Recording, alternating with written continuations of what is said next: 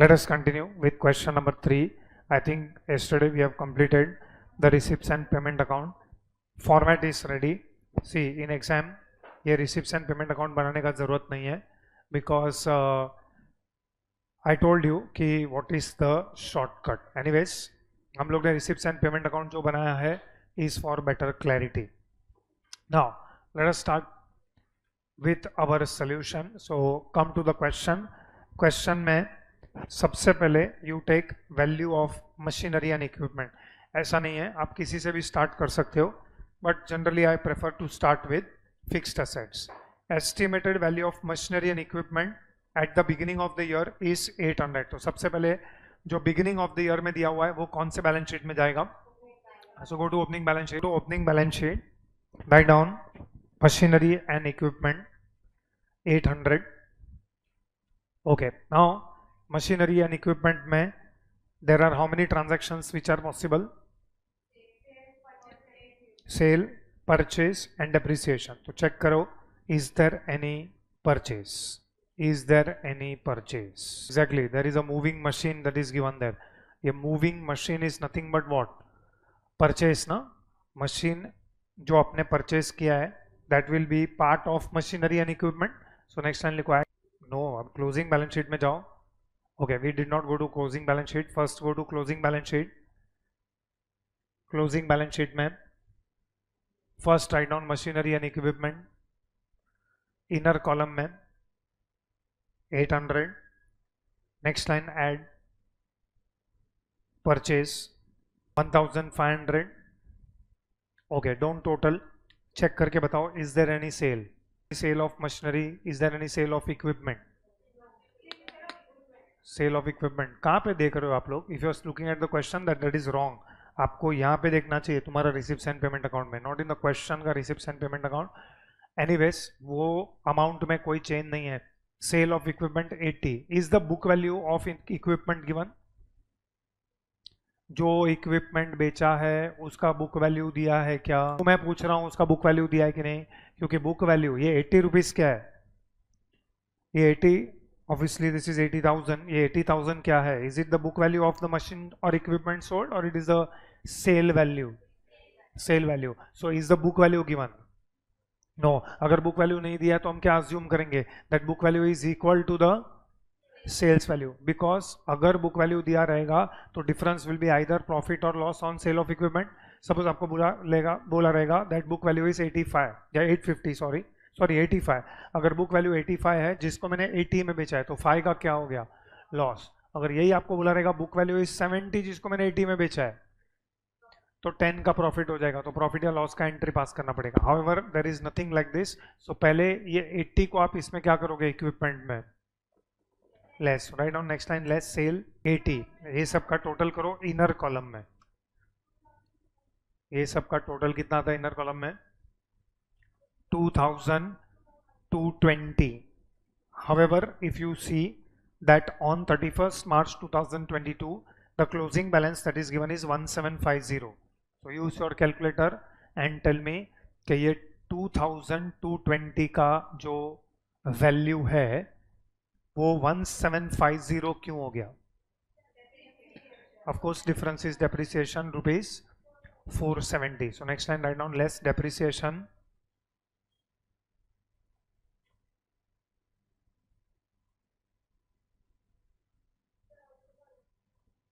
Yes.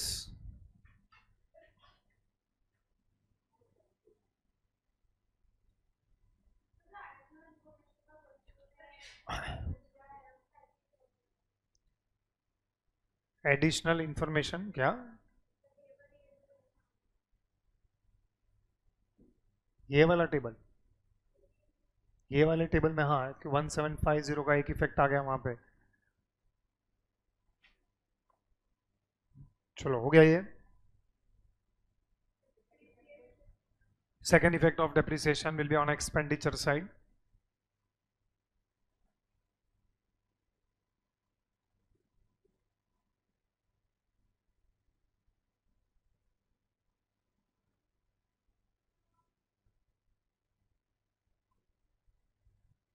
To depreciation on equipment or machine and equipment. 470. Okay, let us proceed. Now we have completed this fixed asset. अब आप यहाँ पे आ जाओ, subscription due 150 का subscription was due eight the beginning of the year. This is of which year? Due मतलब क्या? Outstanding. तो this was outstanding at the beginning of the year. तो पहले ये 150 का एक इफेक्ट बोल. Opening balance sheet,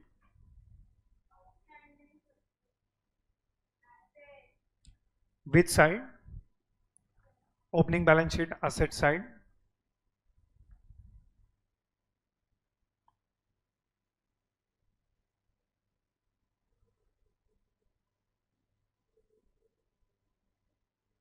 Subscription due 150. Can you tell me, ये जो subscription due है, this must have been received in which year? Current year. तो check करो receipt side पे. I will go to working note. Working note में अगर आप check करोगे तो receipt side पे 2600. तो first you go to incomes.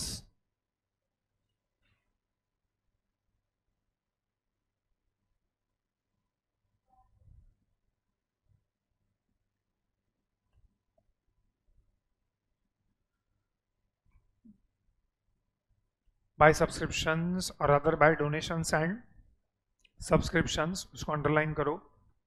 Next line receipts.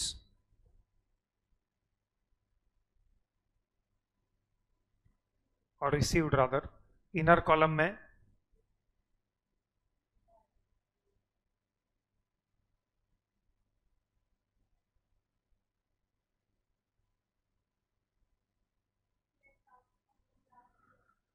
इसमें से लास्ट ईयर का आउटस्टैंडिंग को क्या करेंगे? लेस. तो लेस आउटस्टैंडिंग ब्रैकेट में last year.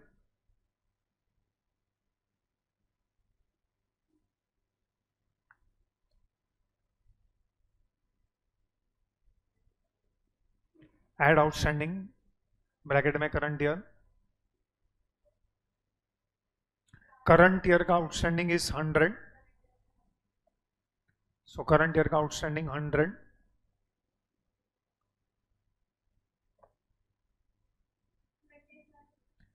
Outstanding current year 100. ये सब का टोटल आउटर कॉलम में लेके जाओ.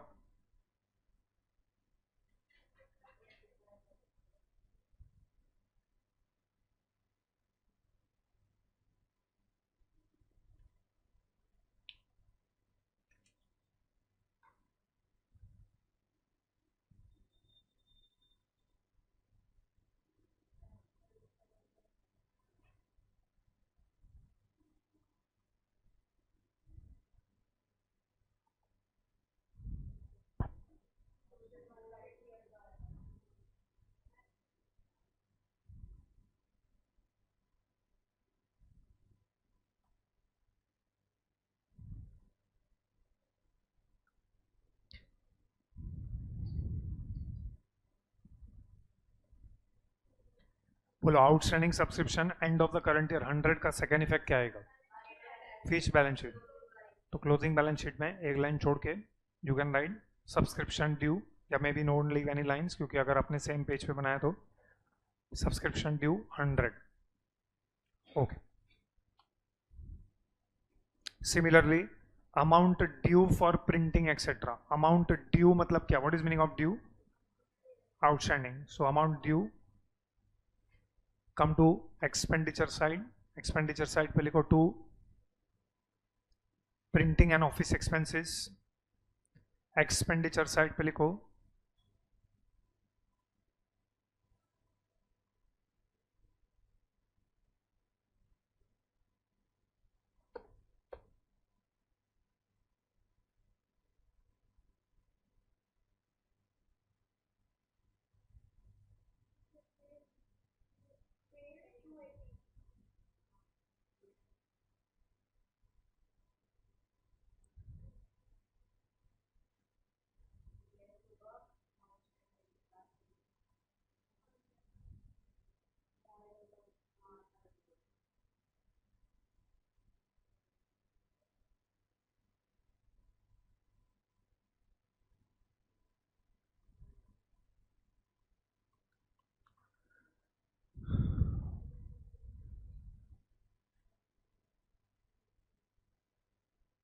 चलो नेक्स्ट लाइन में लिखो पेड का अमाउंट आएगा 280, इसमें से how much is of last year 100, तो next line less outstanding last year, क्योंकि ये amount due for printing etcetera लिखा है eight the beginning of the year 100, मतलब this 100 was outstanding in the last year, जो ये साल में पे किया रहेगा, तो लेस आउटस्टैंडिंग 100, और करंट ईयर का आउटस्टैंडिंग कितना है 80, वो इसमें क्या करेंगे add, so next line add outstanding current year 80,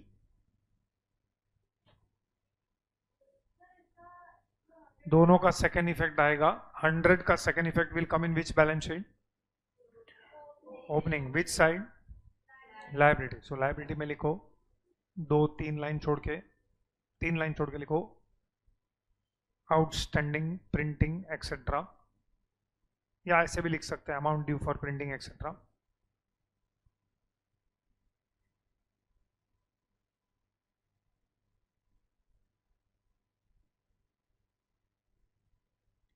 and second effect rather of 80, ये 80 का second effect will be in which balance sheet, closing balance sheet, liability side पे लीव 8 लाइन्स, 8 to 10 लाइन्स छोड़ के आउटस्टैंडिंग प्रिंटिंग एक्सेट्रा,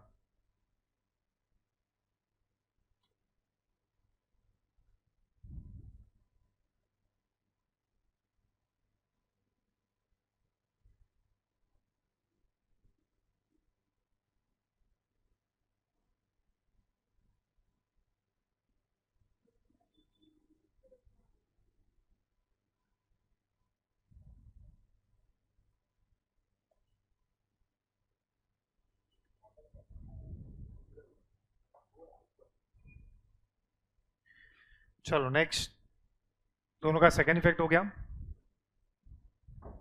आई think ये cheques unpresented being payment of repairs, ये हमारा already हो चुका है, okay, next one is interest not yet entered in passbook, 20 rupees का interest is not yet entered in passbook, why it is not yet entered in passbook, मतलब अभी तक bank ने हमको नहीं दिया है, so this 20 is may be what not yet, due नहीं हुआ है अभी तक, ये क्या नहीं हुआ है अभी तक, ड्यू नहीं हुआ है, सो ये 20 का इफेक्ट दोगे या नहीं दोगे,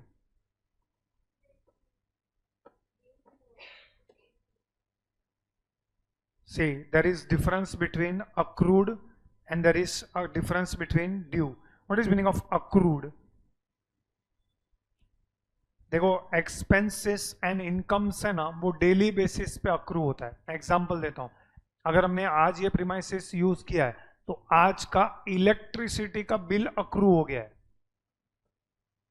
अगर हमने ये प्रीमाइसिस आज यूज किया तो आज का इलेक्ट्रिसिटी बिल अक्रू हो गया है, बट वो ड्यू नहीं हुआ है, ड्यू कब होगा जब बिल जनरेट होगा, तो बिल में ड्यू डेट लिखा रहता है कि आपको ये डेट तक इलेक्ट्रिसिटी बिल पे करना है, so it is on that date on which it becomes due, so यहाँ पे हो सकता है इंटरेस्ट अक्रू हो चुका है, अक्रू हो चुका है मतलब, अक्रू मतलब सिंपल लैंग्वेज में मुझे मिलना चाहिए, लेकिन कब मिलेगा जब उसका ड्यू डेट आएगा, एक्चुअली इंटरेस्ट डिपेंड्स, ऐसा कोई कंपलसरी नहीं है, से फॉर एग्जांपल मुझे इंटरेस्ट क्वार्टरली मिलता है, या मुझे इंटरेस्ट 6 मंथली मिलता है, या हाफ ईयरली मिलता है, या मुझे इंटरेस्ट मंथली मिलता है, सो हो सकता है कि ये क्वार्टर का इंटरेस्ट जो है वो अक्रू हो गया है लेकिन अभी तक वो ड्यू नहीं हुआ है, तो हो सकता है मुझे बैंक नेक्स्ट क्वार्टर में, या मेरा हाफ ईयरली रहेगा तो हाफ ईयरली का इंटरेस्ट जो है वो अक्रू हो रहा है लेकिन मुझे अभी तक मिलने वाला नहीं है या मिला नहीं है, ड्यू नहीं हुआ है अभी तक, तो जब ड्यू होगा तब मुझे वो मिल जाएगा, सो can I say currently this 20 is as good as outstanding for me, ये 20 मुझे मिलना चाहिए कि नहीं मिलना चाहिए, तो अगर आप रिसिप्ट साइड पे देखोगे तो रिसिप्ट साइड में आपको दिया bank interest 30, and yesterday only मैंने सिखाया कि ये जो पूरा टेबल है this is as per which book, ये क्वेश्चन में जो दिया है that is as per which book, 1 घंटा 10 मिनट हम लोगों ने डिस्कस किया और उसके बाद मैं आज पूछ रहा हूँ तो बोल रहा है this is as per which book, this is as per which book, तो इसके अंदर ये 20 का इंटरेस्ट है कि नहीं है, नहीं है, क्लियरली लिखा हुआ है ना, interest is not yet entered in passbook, मतलब can I say this 20 rupees का interest is what outstanding, so go to income side, income side में जाओ, write down by bank interest, underline that. Next line, received 80, received 30. Next line, add outstanding current year 20. ये दोनों का total करके outer column में लेके जाओ.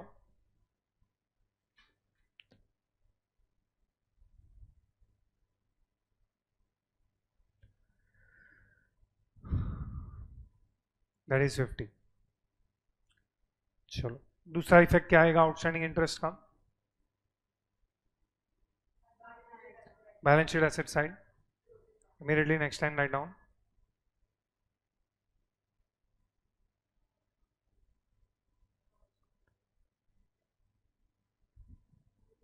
यही लिख सकते हो आप, outstanding interest. Yes,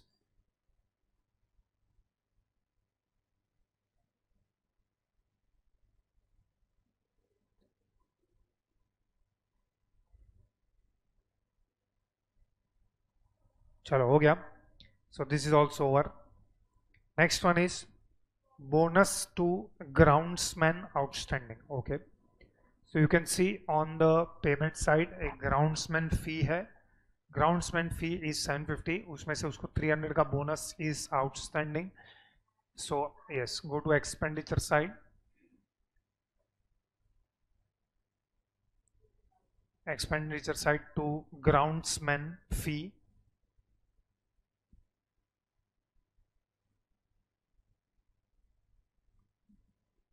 underline. Next line लिखो paid.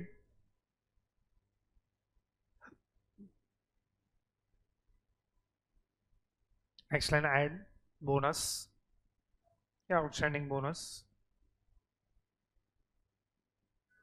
Add bonus 300.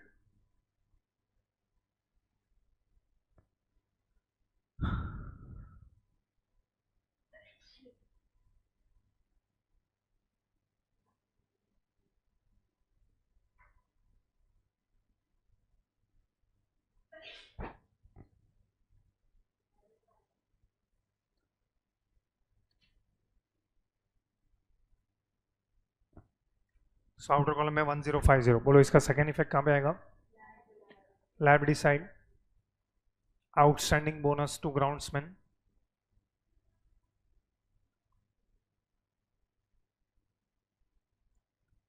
Outstanding bonus to groundsman 300. Outer column.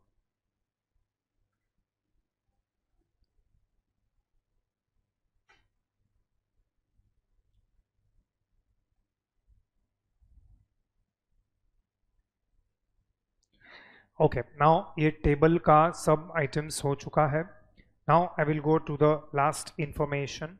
For the year ended 31st March 2022, honorarium to the secretary and treasurer are to be increased by a total of ₹200.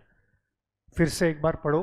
For the year ended 31st March 2022, this is current year ending 31st March 2022, honorarium to secretary and treasurer are to be increased by a total of ₹200. तो कोई बता सकता है कि last year में honorarium to secretary and treasurer कितना दिया होगा? 400. कैसे पता चला 400 दिया है? Honorarium to secretary and treasurer of 2021. So this honorarium to secretary and treasurer जो हमने पेमेंट किया है, this is the payment done for which year? Last year. तो लास्ट ईयर का पेमेंट ये साल में क्यों किया है? लास्ट ईयर ये आउटस्टैंडिंग होगा. ठीक है. अब वो लोग बोल रहे हैं that honorarium to secretary and treasurer are to be increased by total of ₹200. तो करंट ईयर में honorarium to secretary and treasurer का पहला टोटल अमाउंट बताओ कितना है? करंट ईयर का honorarium to secretary and treasurer is how much? Is to be increased by 200 बोला है, मतलब उसको हम 200 बढ़ा के दे रहे हैं. तो ये साल का honorarium to secretary and treasurer कितना है? 600, तो पहले ये बताओ मेरे को 600 का एक इफेक्ट आएगा कि दो इफेक्ट आएगा, और अगर इफेक्ट्स आएगा तो किधर किधर आएगा? Okay, let me put it other way, right. ये जो 600 है उसमें से कुछ भी पेमेंट किया है क्या उसको ये साल में? नहीं। तो ये जो 400 जो पेमेंट किया है वो कौन से साल का पेमेंट किया है? तो पहले ये 400 का इफेक्ट बोलो। This 400 is outstanding of last year. Do you agree with this? ये लास्ट ईयर आउटस्टैंडिंग था, वो कैसे पता चला? क्योंकि ये साल में पेमेंट किया हम लोग ने। Honorarium to secretary and treasurer of 2021 we have made payment in this year. Why we have made payment in this year? Because this must have been outstanding last year. तो पहले ये 400 किधर आएगा वो बताओ। अरे this 400 is of which year? Last year का outstanding है ये, तो ये 400 किधर आएगा? इज इट दिस ईयर का एक्सपेंडिचर?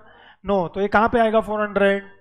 हाँ, तो ओपनिंग बैलेंस शीट में लिखो, liability side outstanding honorarium to secretary and treasurer, पूरा लिखो।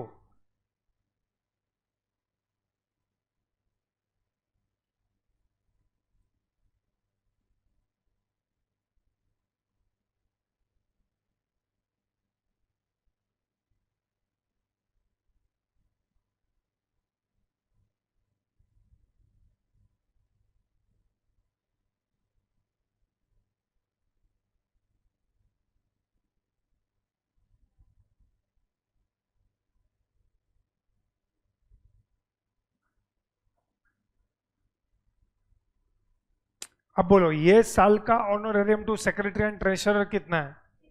तो ये 600 में से कुछ भी पेमेंट हुआ है क्या ये साल में? नहीं। बट फिर भी 600 का दो इफेक्ट तो देना पड़ेगा। What is the two effects of 600? तो एक तो एक्सपेंडिचर साइड में लिखो, to honorarium to secretary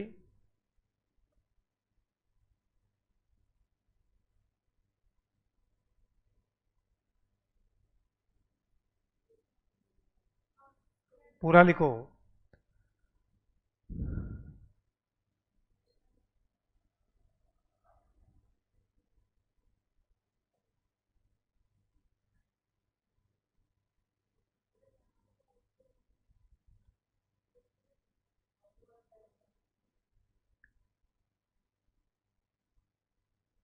outer column में next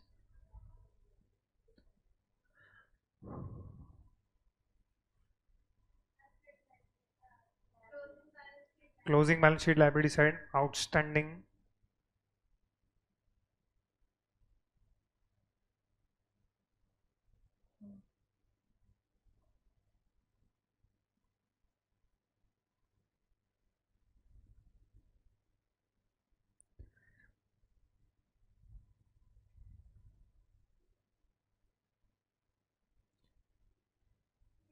outstanding honorarium to secretary and treasurer 600 about.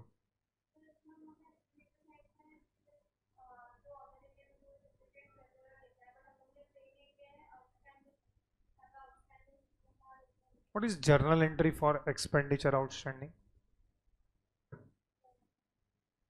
Salary outstanding. चलो एग्जांपल, सैलरी आउटस्टैंडिंग है। अच्छा, सैलरी पेमेंट का एंट्री क्या है? Salary account debit to cashier में। अच्छा, आउटस्टैंडिंग रहेगा तो क्या एंट्री है?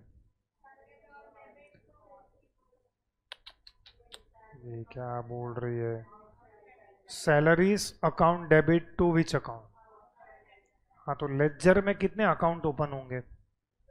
दो अकाउंट, एक होगा सैलरी अकाउंट और एक होगा आउटस्टैंडिंग सैलरीज अकाउंट, बराबर है? तो salaries account to outstanding salary, ये सैलरी अकाउंट के डेबिट साइड पे क्या आएगा? हाँ, तो end of the year salaries account क्या होगा? क्लोज हो जाएगा। बैलेंस किधर ट्रांसफर होगा? अरे वहां पे ये सैलरीज कौन से अकाउंट में ट्रांसफर होगा end of the year? PNL account. क्या लिखोगे यहाँ पे? अरे क्या by balance? By PNL account. तो पीएनएल अकाउंट के डेबिट साइड पे क्या लिखो? सैलरीज में लिखा बाय पीएनएल अकाउंट, तो पीएनएल अकाउंट में क्या लिखोगे? टू सैलरीज, बराबर है? दूसरा अकाउंट कौन सा ओपन हुआ? हाँ, तो ऊपर वाला एंट्री का पोस्टिंग बोलो किधर आएगा? By salary. अब आउटस्टैंडिंग सैलरी क्लोज हो जाएगा कि ट्रायल बैलेंस, सॉरी वो बैलेंस शीट में ट्रांसफर होगा? हाँ, तो यहाँ पे टू बैलेंस कैरिड डाउन दिखेगा ना। और ये टू बैलेंस कैरीड डाउन कौन से अकाउंट में है? हाँ तो आउटस्टैंडिंग, इसलिए लायबिलिटी में हम आउटस्टैंडिंग सैलरी लिखेंगे, लेकिन पीएनएल में तो हम बाय सैलरी या अदर टू सैलरीज ही लिखेंगे ना। पता नहीं समझा कि नहीं, चलो आगे बढ़ता है। Raise to be increased by 200 लिखा है।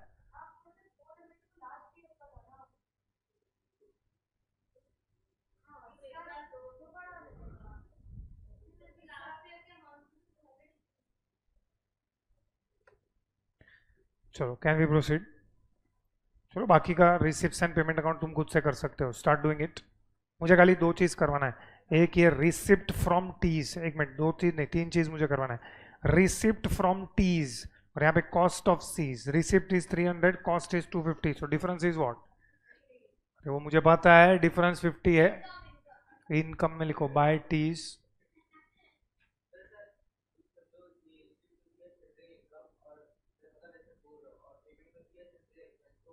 नहीं सब में नहीं कर सकता ऐसा, math the following, obviously.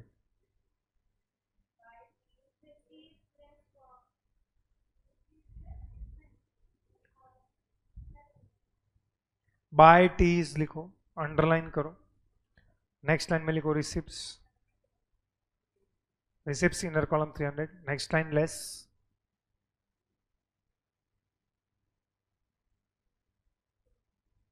Cost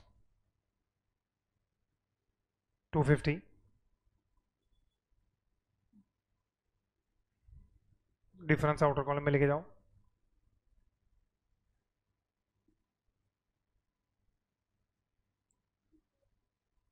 $50। चलो ये हो गया। वैसे ही मुझे नेक्स्ट वन करना है फेयर्स। यहाँ पे लिखा है कंट्रीब्यूशन टू फेयर्स 100, लेकिन सामने एक्सपेंसेस 400 हुआ है, तो डिफरेंस 300 क्या है? कंट्रीब्यूशन टू फेयर्स दिया है 100, सामने फेयर्स पे पेमेंट हुआ है 400, मतलब डिफरेंस 300 क्या है हमारा? Expenditure. So go to expenditure side, right down to fears,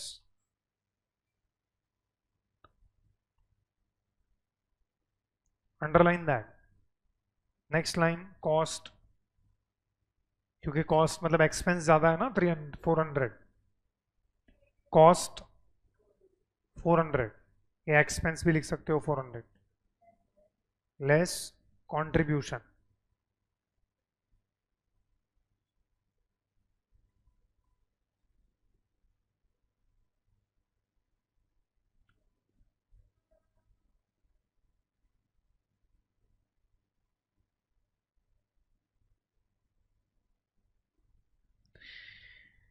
hundred outer column में जाएगा, इनफैक्ट आउटर कॉलम में 300। चलो next, I want to do one last thing, उसके बाद you can do it for yourself. Donation for forthcoming tournament. हम लोग ने donations के बारे में डिस्कस किया था पास्ट में। There are two types of donations. Which are the two types of donations that we have discussed? General purpose and specific purpose. So this is donation for forthcoming tournament. तो कोई बता सकता है this is which purpose donation? Specific purpose, मतलब जो हम donations collect कर रहे हैं is for conducting a tournament. अभी तक हमने टूर्नामेंट कंडक्ट किया है कि नहीं किया है? नहीं किया है। तुमको कैसे पता चला अभी तक टूर्नामेंट कंडक्ट नहीं किया है? एक तो फोर्थ कमिंग है, और अगर टूर्नामेंट कंडक्ट किया होता तो टूर्नामेंट कंडक्ट करने में कुछ तो एक्सपेंसेस होता था, और उसके लिए हम लोग ने पेमेंट किया होता। तो पेमेंट साइड पे कहीं पे भी आपको टूर्नामेंट रिलेटेड कोई एक्सपेंसेस नहीं दिया हुआ है, इस क्वेश्चन में नहीं दिया हुआ है, बट आगे के क्वेश्चंस में आएगा, जिसके बारे में हम डिटेल में डिस्कस करेंगे। सो राइट नाउ ये जो donations which is received for fourth coming tournament दिया है, ये कहाँ पे आएगा? This is specific purpose as you rightly said. So specific purpose donations को हम लोग क्या करते हैं? should we keep it or write it in the income side, or should we take it to liability side? Okay, liability side में should we add it to capital fund or should we keep it as separate fund? क्या नाम बनाएंगे fund का? ये पूरा लिखने का जरूरत नहीं है, एक ही नाम रखो, टूर्नामेंट फंड करके ओपन होगा। अभी इसी क्वेश्चन के बाद हम डिटेल में डिस्कस करने वाले हैं, that is fund based accounting. वो क्या है वो हम देखेंगे। Right now you go to closing balance sheet liability side 4 line छोड़ के लिखो tournament fund. Closing balance sheet liability side 4 line छोड़ के लिखो tournament fund.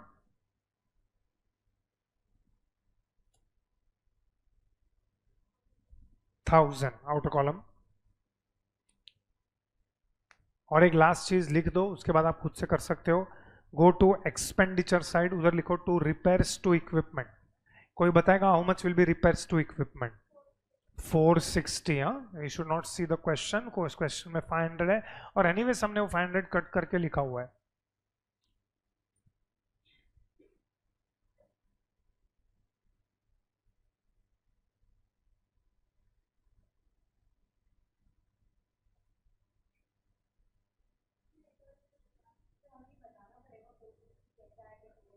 Next line bracket में बता सकते हो. और इनफैक्ट हम लोग ने उसको वही ब्रैकेट में दिखा दो, यहाँ पे जो हम लोग ने वहां पे ब्रैकेट बनाया, ये वाला 500 minus 300 plus 260.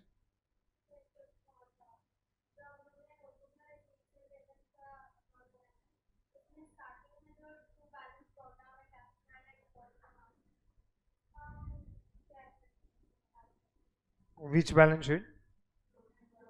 Which side? Asset side.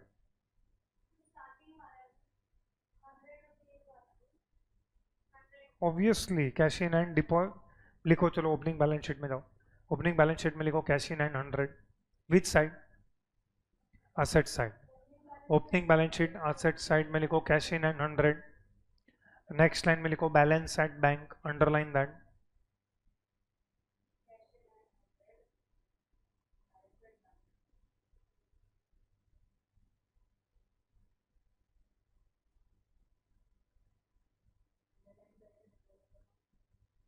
Underline करके next line deposit account, outer column 2230. Next line current account, उधर ही ब्रैकेट में बताओ 600 minus 300.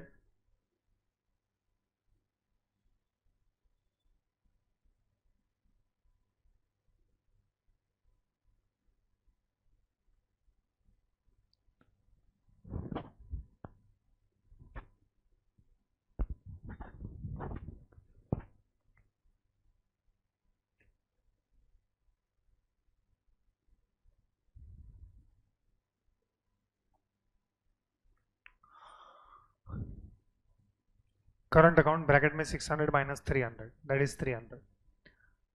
Okay, go to closing balance sheet. Closing balance sheet में सिर्फ मुझे इतना बताओ, क्योंकि यहाँ पे बैलेंस कैरीड डाउन है, deposit account and cash in hand, but वहां पे बैंक ओवरड्राफ्ट है.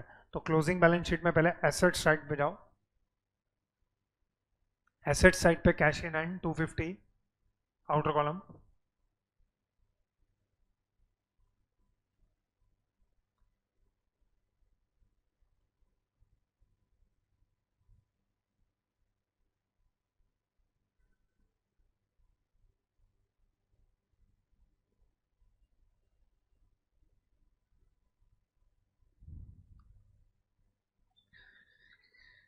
एंड नेक्स्ट लाइन लिखो balance at bank, underline that. Next line deposit account, outer column 3090. Deposit account में डेबिट बैलेंस है 3090, लेकिन करंट अकाउंट में क्या बन गया है? ओवरड्राफ्ट बन गया है. वो कहां पे जाएगा? हाँ, तो लायबिलिटी साइड में लिखो bank overdraft, underline that.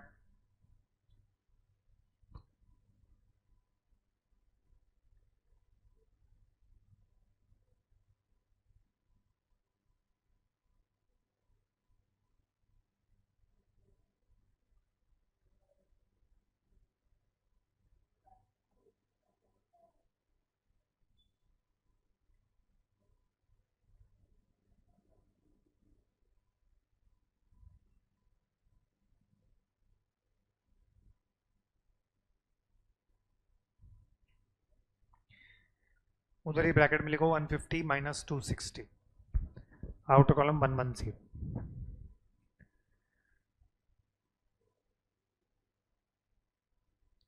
Okay, I think on receipt side now only one thing is pending, and that is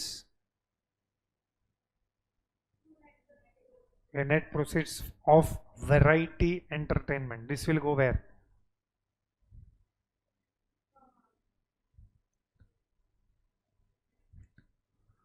कहाँ पे लिखोगे ये net proceeds of variety entertainment? Income side में लिखो नेट प्रोसीड्स और other by net proceeds of variety entertainment.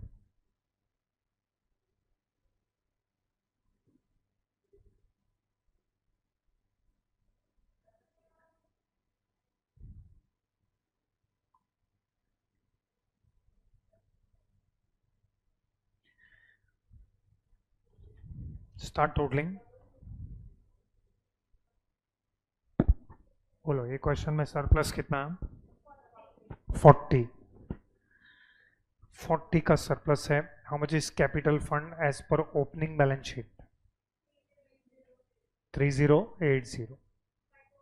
And check करो balance sheet कितने का डलेगा? 5210. Take question number 4.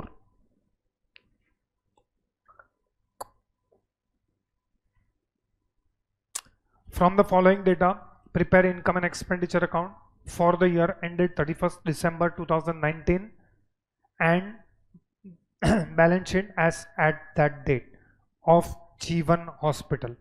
तो अगेन आपको रिसिप्ट्स एंड पेमेंट अकाउंट दिया हुआ है for the year ended 31st December 2019. Receipt side, two balance brought down: cash 800, bank 5200.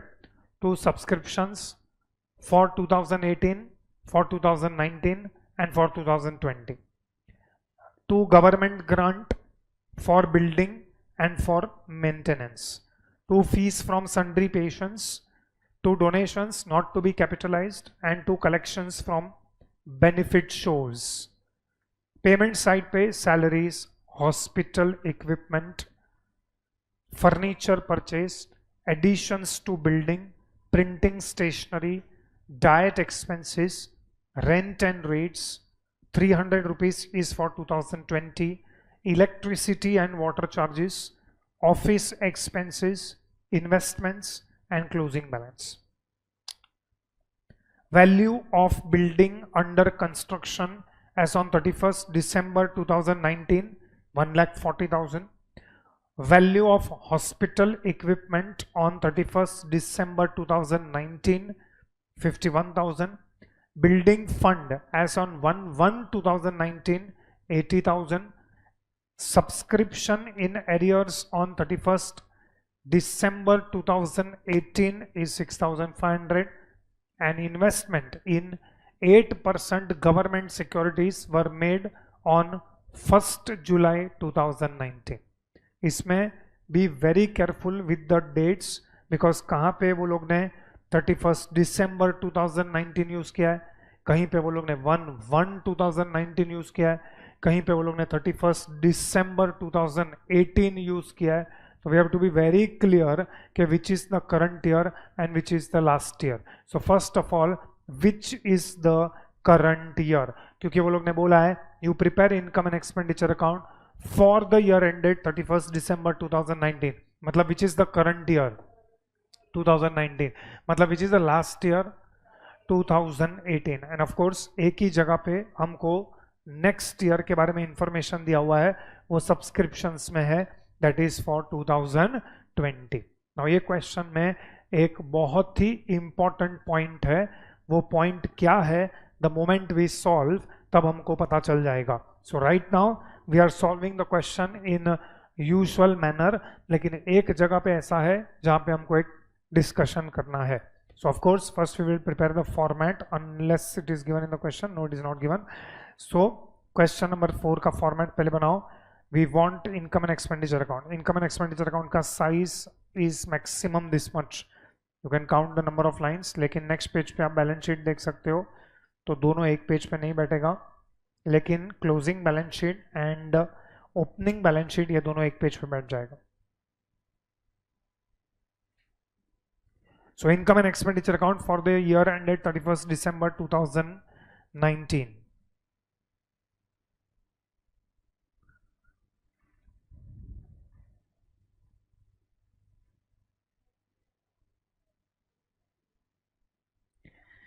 ठीक है. Now I am going to this additional information में I would like to start with hospital equipment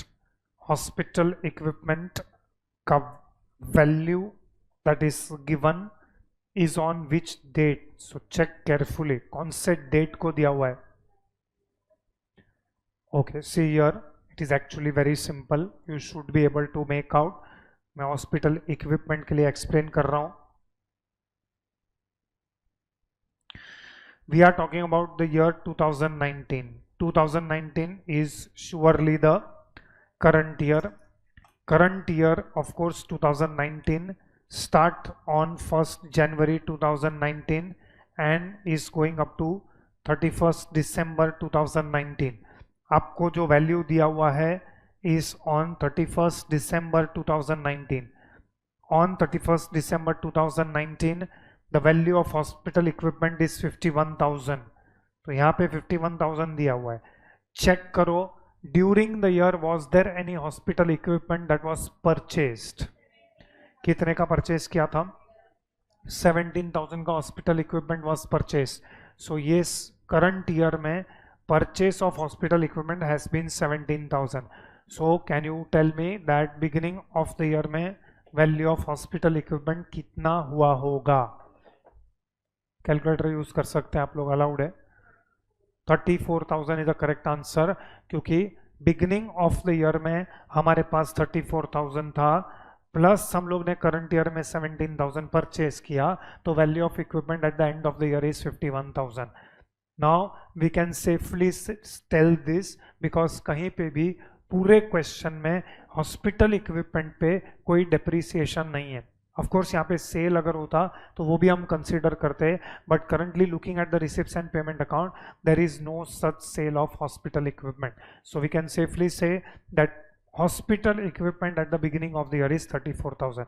now इसका presentation, पहले opening balance sheet में hospital equipment कितना आएगा? 34,000. So go to opening balance sheet. मैं जो बोल रहा हूँ प्लीज वो लाइन्स पे लिखो. राइट नाउ खुद का दिमाग मत लगाओ. Right now opening balance sheet में 2 लाइन छोड़ के लिखो hospital equipment asset side. Third line में ओपनिंग बैलेंस शीट में third line on the asset side hospital equipment 34,000. Now go in the closing balance sheet. Closing balance sheet में fourth line में लिखो hospital equipment. Fourth line में लिखो hospital equipment, inner column 34,000.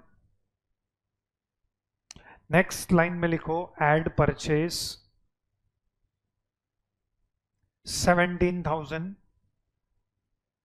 सो 34,000 plus 17,000 outer column में जाएगा 51,000.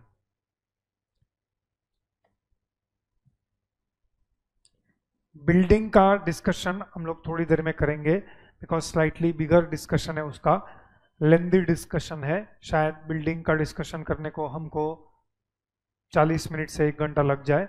सो right now हम लोग फिलहाल बिल्डिंग के बारे में डिस्कस नहीं कर रहे हैं. So I am directly jumping to subscription in arrears as on 31st December 2018. Look at the date.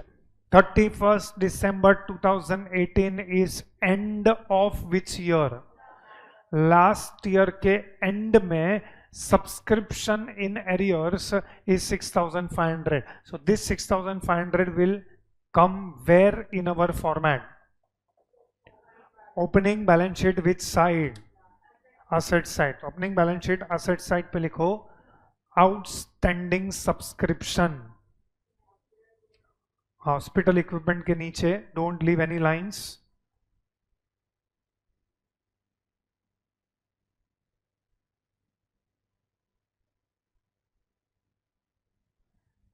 Outstanding subscription 6,500. Okay, can you tell me ये 6,500 जो है वो outstanding is of which year? तो आइडियली ये 6,500 कौन से साल में मिलना चाहिए? तो is it received in the current year? पूरा 6,500 मिल चुका है? नहीं, आउट ऑफ 6,500 सिर्फ कितना मिला हमको? तो बाकी का कितना होता है? 6,500 minus 5,100, 1,400 is what? Still outstanding. Still मतलब अभी भी वो आउटस्टैंडिंग है। तो ये 6,500 का second effect, actually second effect हम लोग ने दो पार्ट में ब्रेक किया है। 6,500 का एक इफेक्ट हम लोग ने दिया बैलेंस शीट एसेट साइड पे, अब 6,500 का हम लोग सेकेंड इफेक्ट दे रहे हैं। सेकेंड इफेक्ट को हम लोग दो पार्ट में ब्रेक कर रहे हैं, उसमें से एक इफेक्ट वो लोग ने ऑलरेडी दे दिया हुआ है इन रिसिप्ट्स एंड पेमेंट अकाउंट। अब दूसरा इफेक्ट जो 1,400 का है वो हम लोग कहां पे देंगे? Closing balance sheet which side? Asset side. Closing balance sheet asset side पे लिखो आउटस्टैंडिंग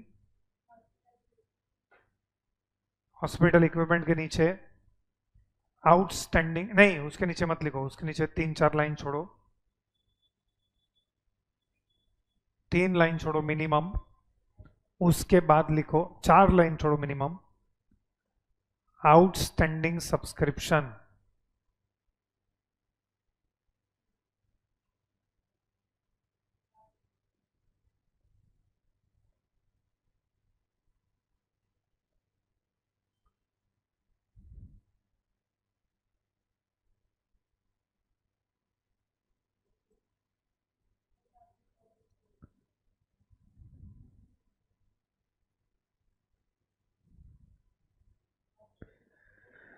आउटस्टैंडिंग सब्सक्रिप्शन 1,400 लिखो। नेक्स्ट लाइन एसेट साइड में आओ और ब्रैकेट में लिखो 2018, एक ब्रैकेट, उसी के बाजू में और एक ब्रैकेट ओपन होगा 6,500 माइनस 5,100, दो ब्रैकेट बनेगा। First of all closing balance sheet outstanding subscription, outer column 1,400, next line 2018 and then दो ब्रैकेट, दूसरा ब्रैकेट बनेगा 6,500 minus 5,100। Okay, so we have completed this also. Next is investment in 8% government securities was made on 1st July 2019. So कहीं पे तो आप लोग को payment side पे investment in government securities, investment करके कुछ दिख रहा है क्या? By investments 20,000। ये इन्वेस्टमेंट वो लोग ने कहाँ किया है वो हम लोग को बताया हुआ है। Investment is done in government securities. Tell me ये इन्वेस्टमेंट्स कहाँ पे आएगा? अरे बीच बैलेंस शीट। भाई ओपनिंग बैलेंस शीट में नहीं आएगा। This investment was not there at the beginning of the year, it is done during the year. So closing balance sheet में वो हम लोग ने हॉस्पिटल इक्विपमेंट लिखा है ना, हॉस्पिटल इक्विपमेंट में एक लाइन छोड़ के नीचे, एक लाइन जो छोड़ बोर्ड मत लिखो उधर, हॉस्पिटल इक्विपमेंट के नीचे लिख दो फर्नीचर, क्योंकि फर्नीचर भी 6,000 का परचेज किया हम लोग ने, इसके ऊपर कोई डेप्रिसिएशन नहीं है। Surprisingly there is no depreciation.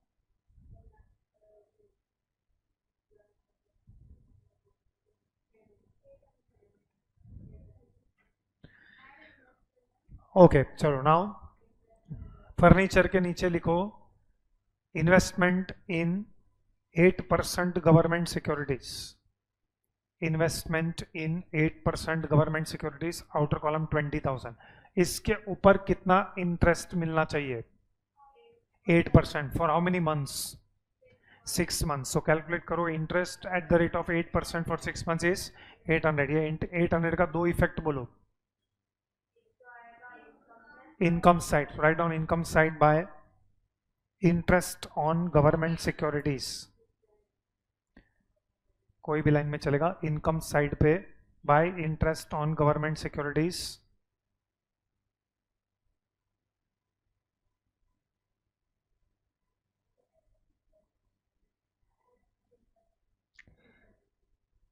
Interest on government securities 800 and asset side पे अभी आपके पास जगह है तो ठीक है, वरना आप कहीं पे भी लिख सकते हो outstanding interest on investments.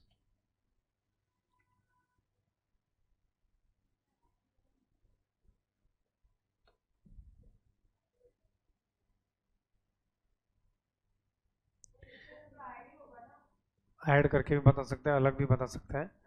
I prefer अलग से बताने का. Outstanding interest on investments 800.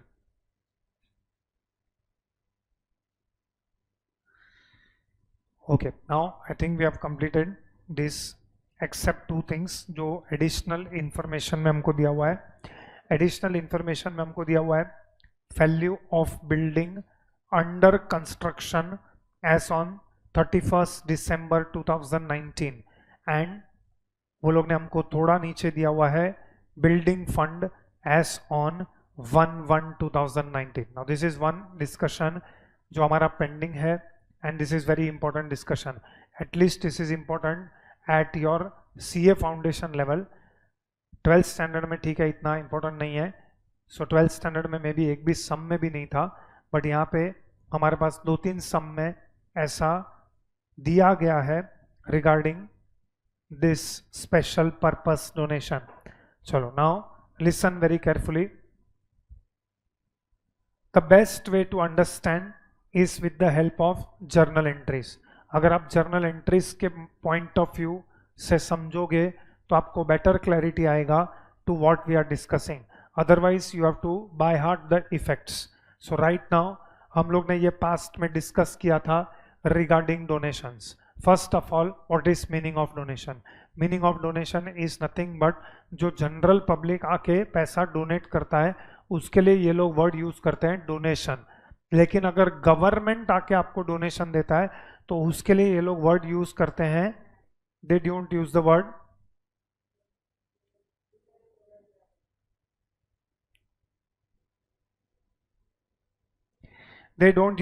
donation. If this is received from government, then they use the word government grants. So actually speaking, नाम अलग है बट अकाउंटिंग ट्रीटमेंट में कोई डिफरेंस नहीं है. अकाउंटिंग ट्रीटमेंट दोनों का सेम है, वेदर इट इज डोनेशन और whether it is government grant. Donation मतलब जनरल पब्लिक से मिलता है. जैसे मेरे और तुम्हारे जैसे लोग जाके डोनेशन करेंगे तो ये ऑर्गेनाइजेशन उसको डोनेशन बुलाता है. एंड अगर गवर्नमेंट के पास से मिलता है तो वो लोग उसको बुलाते हैं government grant. So what is journal entry for receiving the donation? क्योंकि ये डोनेशन और ये government grant through out the year मिलता है. Through out the year they receive donation, through out the year they receive government grant. So what is a simple journal entry for receiving such donation or whether for receiving such government grant? तो ये entry is very simple, that is donations receive करने का entry is cash or bank account debit. What is the entry? Cash or bank account debit to donations or government grants. Cash or bank account debit to donations or government grant. This is the journal entry for receiving the donation. पहले आप donation receive कर लो. donation आते जाता है, donation आते जाता है, donation आते जाता है.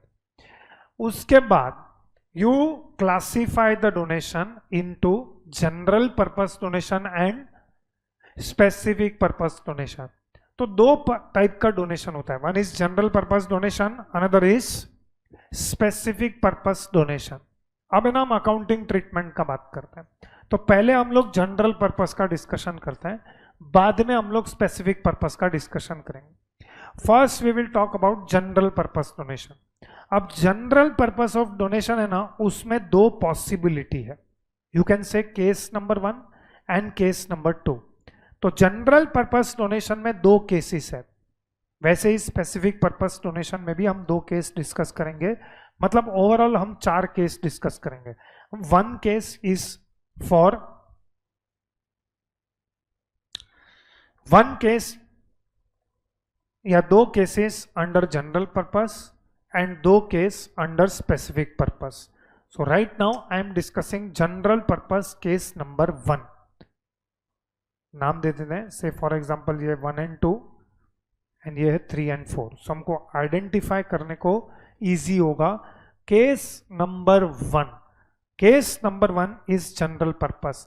जनरल पर्पस का मीनिंग मैंने बताया था. जनरल पर्पस मतलब when the donor does not specify the purpose for which he is giving the donation. मतलब डोनर आता है, डोनेशन देके जाता है। तो ऑर्गेनाइजेशन ये डोनेशन को क्या ट्रीट करेगा, मैं इस डोनेशन को क्या ट्रीट करूं, what should I treat this donation as.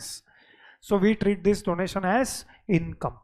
मतलब कौन सा income, there are two types of income, one is revenue income, another is capital income. I will treat this as which income, revenue income. मतलब इसके अंदर से हम सब revenue expenditure कर सकते हैं, मतलब मैं मेरा डे टू डे एक्सपेंडिचर कर सकता हूँ। I can pay electricity bill, I can pay salary, I can pay rent, I can pay honorarium etcetera, ये सब हम नॉर्मली खर्चा कर सकते हैं if it is general purpose case number 1। And that is why हम लोग केस नंबर 1 का बात कर रहे हैं। आप देखो यहाँ पे डिस्कशन है ना, इस अकाउंट के बारे में है। कौन से अकाउंट के बारे में है, it is discussion about donations और गवर्नमेंट ग्रांट। तो ये डोनेशंस और गवर्नमेंट ग्रांट को हम लोग ने क्रेडिट किया हुआ है in the journal entry, this is credited throughout the year. ये entry throughout the year नहीं तो 50 बार पास हुआ रहेगा, क्योंकि ये लोग को 50 बार डोनेशन मिलता है। गवर्नमेंट शायद 50 बार नहीं देगा, वो 1 बार दे देता है या साल में 2 बार देगा, वॉटेवर, बट हम लोग उसको एंट्रीज पास करते जाएंगे। एवरी टाइम कोई आके 500 रुपये दे के जाता है, हम ये एंट्री पास करते हैं। कोई 1000 रुपये दे के जाता है, हम ये एंट्री पास करते हैं। कोई 10,000 दे के जाता है, हम ये एंट्री पास करते हैं। तो एवरी टाइम ये एंट्री हम लोग ने साल में 50 बार पास किया रे। बट अब एंड ऑफ द ईयर में क्या करना चाहिए, तो एंड ऑफ द ईयर में डोनेशन या गवर्नमेंट ग्रांट हमने क्रेडिट किया है, तो ये अकाउंट को हम क्लोज करेंगे। एंड अगर हम इसको क्लोज करेंगे तो we will debit this account. So donations और गवर्नमेंट ग्रांट्स अकाउंट डेबिट। तो एंड ऑफ द ईयर में हम इसको कहां पे ट्रांसफर करेंगे, this will be transferred to which account, income and expenditure account. तो आपने लिखा डोनेशंस और government grant account debit to income and expenditure account, मतलब आप इसको इनकम एंड एक्सपेंडिचर अकाउंट में लिखोगे बाय डोनेशंस। तो ऐसा हमने बहुत सारे क्वेश्चंस में किया है, मतलब आपको क्वेश्चन में डोनेशन दिया रहेगा और कुछ नहीं दिया रहेगा, तो हमेशा हम ये मेथड फॉलो करते हैं। This is case number 1, very simple. Donation receive किया, कैश और bank account debit to donation और गवर्नमेंट ग्रांट, कुछ नहीं दिया है, क्योंकि अगर कुछ नहीं दिया होता है तो हम ये सिचुएशन में ये केस फॉलो करते हैं। We go for general purpose and we close donation and government grant, transfer it to income and expenditure. अब मैं आता हूं केस नंबर 2 में।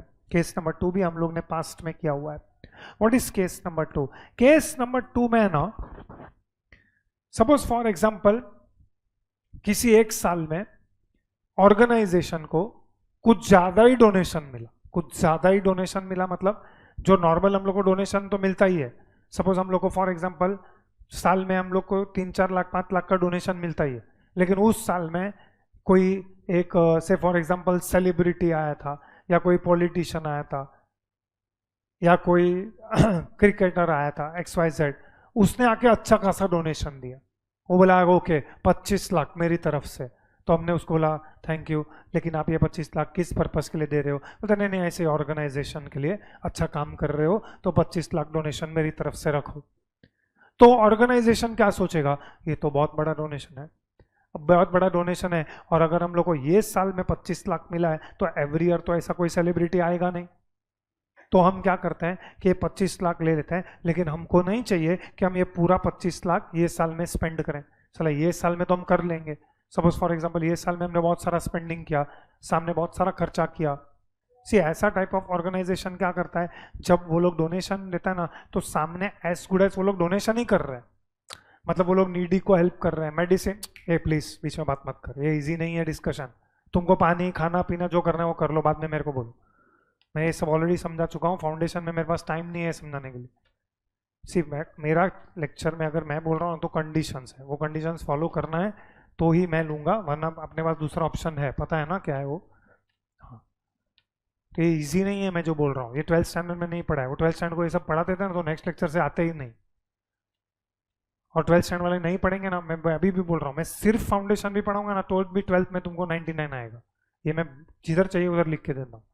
तो प्लीज क्या करना है बोल, कर ले पहले यार। ये सब तुमको ये टाइम पे सूझ रहा है, ये सिखाने को ना मेरे को 7 मिनट भी नहीं लगेगा। बहुत सारे लोग हैं जो ये 7 मिनट में सिखाते हैं, लेकिन मुझे 40 मिनट लगेगा। आई कांट कॉम्प्रोमाइज, मैं क्राउड देख के बात नहीं करता है। मैं मेरा लेवल देख के बात कर, मतलब तेरे को ऐसा है विराट कोहली क्राउड देख के क्रिकेट खेलता है, यार कोई आया नहीं देखने के लिए, आज मैं 0 पे आउट हो जाता हूँ, उसका खुद का लेवल है ना एक। हाँ तो क्या मैं लेवल मेंटेन करता हूँ मेरा पर्सनल। अरे अभी तो तुमको ब्रेक हुआ है, 40 मिनट का तुमको ब्रेक मिला, खाना पीना सब कुछ हो गया है, फिर भी तुम लोग को ऐसा बीच में सब करने का रहता है। तो ये तो एटीट्यूड से बैठे हैं लोग पूरा ऐसा बेंच पे ऐसा, ओके उस दिन ही तो हम समझा।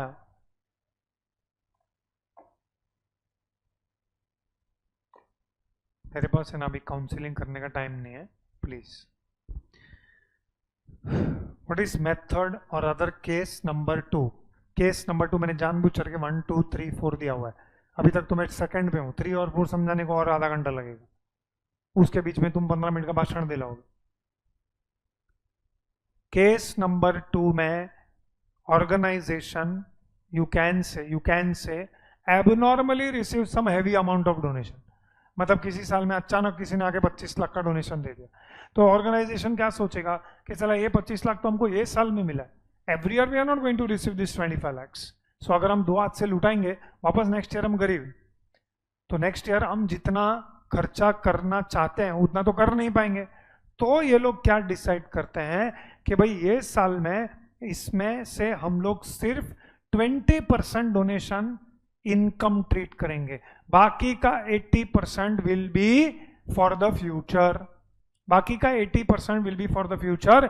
इसलिए कभी कभी आपको एडजस्टमेंट में दिया रहता है 80% of the donation are to be capitalised, 50% of the donation are to be capitalized, 30% of the donation are to be capitalized, 70% of the donation।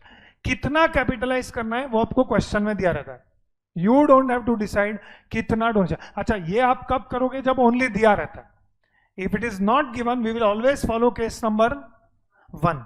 लेकिन कभी कभी क्वेश्चन में ऐसा क्वेश्चन हमने किया हुआ है जिसमें एडजस्टमेंट में इंफॉर्मेशन दिया रहता है that 50% donation should be capitalized, 30% donation should be capitalized, 40% donation should be capitalized। तो उसके पीछे का मैं एसेंस बता रहा हूं, उसके पीछे का एसेंस है कि ये साल में हमको हैवी डोनेशन जो मिला है वो अगर ये साल तो हम खर्चा कर लेंगे, लेकिन फिर से नेक्स्ट ईयर थोड़ी हर साल कोई सेलिब्रिटी आके 20 25 30 लाख रुपया डोनेशन देगा। तो what is the accounting treatment in case number 2? Case number 2 में भी से डोनेशन जब रिसीव करते हो ना तो एंट्री वही है। What is the entry while receiving donation? Cash और bank account debit to donations और गवर्नमेंट ग्रांट। अब जो अकाउंट तुमने क्रेडिट किया ना उसका करने का क्या? क्योंकि जो अकाउंट तुमने क्रेडिट किया वो एक नॉमिनल अकाउंट है, एंड ऑफ द ईयर तो उसको तुमको क्लोज करना ही पड़ेगा। तो अगर तुमको एंड ऑफ द ईयर उसको क्लोज करना पड़ेगा, so what you do is donations और गवर्नमेंट ग्रांट अकाउंट को आप क्या करोगे? डेबिट करेंगे। 2, अब वो लोग ने बोला है कि से फॉर एग्जांपल 50-50 रखते हैं, चलो 50% डोनेशन शुड बी कैपिटलाइज्ड, तो 50% डोनेशन शुड बी कैपिटलाइज्ड, तो 50% कहां पे ट्रांसफर करने का और रिमेनिंग 50% कहां पे ट्रांसफर करने का, क्योंकि treatment can not be same. अगर 50% इज टू बी कैपिटलाइज्ड तो बाकी का 50% हम लोग क्या ट्रीट करेंगे? इनकम ट्रीट करते हैं, तो बाकी का 50% अगर हम इनकम ट्रीट करते हैं तो यहां पे 2 क्या आएगा? Income and expenditure account. Suppose 20 lakh का डोनेशन मिला तो 20 लाख में से 10 लाख हम इनकम एंड एक्सपेंडिचर में ट्रांसफर करेंगे। या सपोज फॉर एग्जांपल इन लोगों ने बोला 20 लाख मिला है ना, 20 लाख में से 25% हम ये साल यूज करेंगे, बाकी का 75% फ्यूचर में यूज करेंगे। सिर्फ percentage is not important, treatment is important. So हम लोग ने जितना हमको ये साल में इनकम ट्रीट करना है उतना हम इनकम एंड एक्सपेंडिचर में ट्रांसफर करेंगे, और बाकी का हम लोग जाके किस में ऐड करते हैं? If you remember capital fund. तो उसका बकायदा एंट्री पास होता है। हम लोग तो फाइनल अकाउंट्स में क्या करते हैं? कैपिटल फंड में जाके ऐड कर देते हैं। मतलब कैपिटल फंड में आपने ऐड किया, मतलब आपने उसको कैपिटल फंड में ट्रांसफर किया है। सो डोनेशंस और government grant account debit, 2 income and expenditure account and 2 capital fund. I think ये वाला ट्रीटमेंट हम लोग ने पास्ट में किया हुआ है। हम क्या करते हैं? इनकम साइड पे जाके लिखते हैं बाय डोनेशन, उसको अंडरलाइन करते हैं, नेक्स्ट लाइन में लिखते हैं रिसीव्ड, रिसीव्ड में से लिखते हैं less transfer to capital fund या लेस कैपिटलाइज्ड जितना कैपिटलाइज करते हैं वो हम कैपिटल फंड में ऐड करते हैं, और बाकी का जो है वो इनकम एंड एक्सपेंडिचर में आउटर कॉलम में लिखते हैं. This is as a result of this journal entry. These are the two treatments, or rather I can say two possibilities in which purpose donation. General purpose. General purpose में दो ही possibility है. उसमें से जो case number 2 है, ये case number 2 आप कब फॉलो करोगे?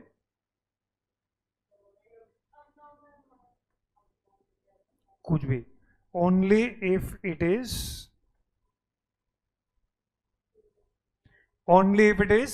गिवन. मतलब क्वेश्चन में बोला रहेगा तभी ये करने का कि 30% कैपिटलाइज, 50% कैपिटलाइज, 90% कैपिटलाइज, जो भी परसेंटेज 70% जो भी, वो हम फॉलो करेंगे. Otherwise you go for method number 1. Otherwise you go for method number 1, that is which purpose donation?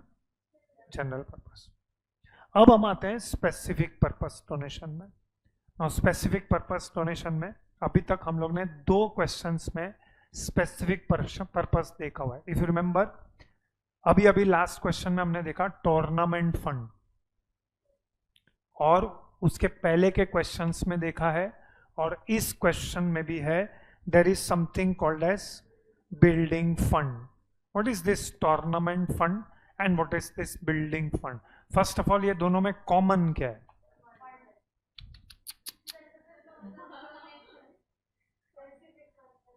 Both are specific purpose donation.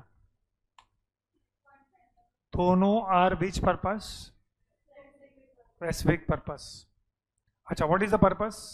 Tournament fund. What is meaning of tournament fund? मतलब यहां पे आप donations क्यों collect कर रहे हो? For conducting tournament. अच्छा, वो पैसे से आप ऑर्गेनाइजेशन का डे टू डे एक्सपेंसेस पे कर सकते हो कि नहीं कर सकते हो? नहीं कर सकते हो. Can you pay normal salaries of the staff? Can you pay normal electricity bill? Can you pay normal rent? तो आप कोई भी normal day to day organization का खर्चा नहीं कर सकते हो if you have received donation for tournament. If you have received donation for tournament, आप नॉर्मल डे टू डे का खर्चा नहीं कर सकते हो. आप सिर्फ एक्सपेंस किसके लिए कर सकते हो? For conducting tournament. Suppose for example, please listen carefully.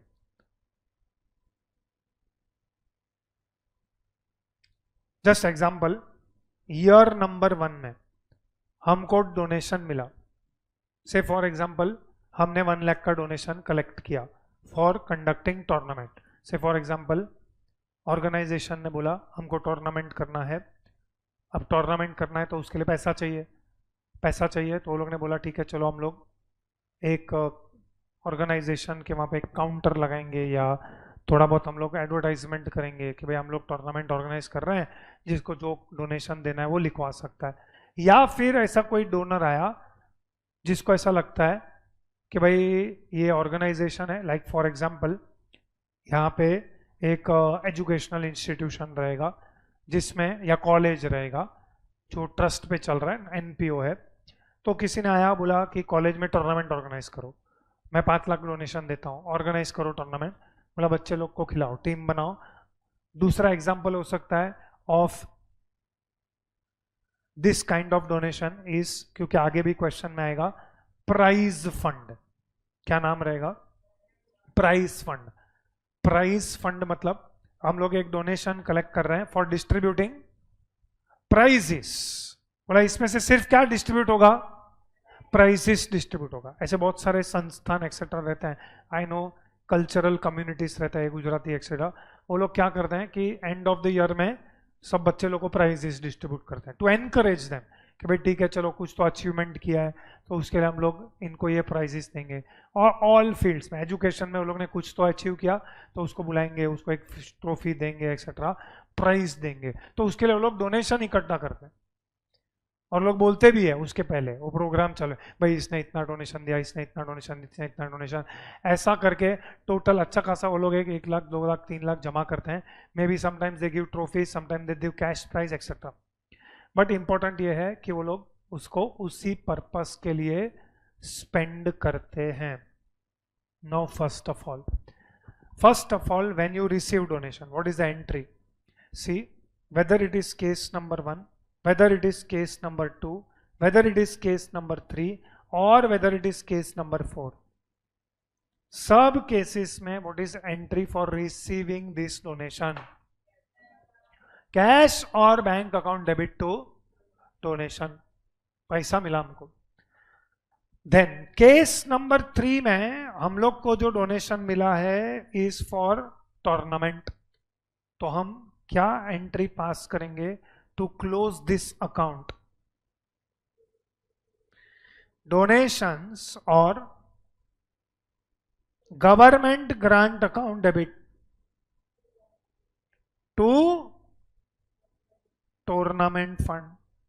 अच्छा, this is which purpose donation? तो हम लोग ने एक अलग नाम ओपन किया, विच इज विच पर्पस?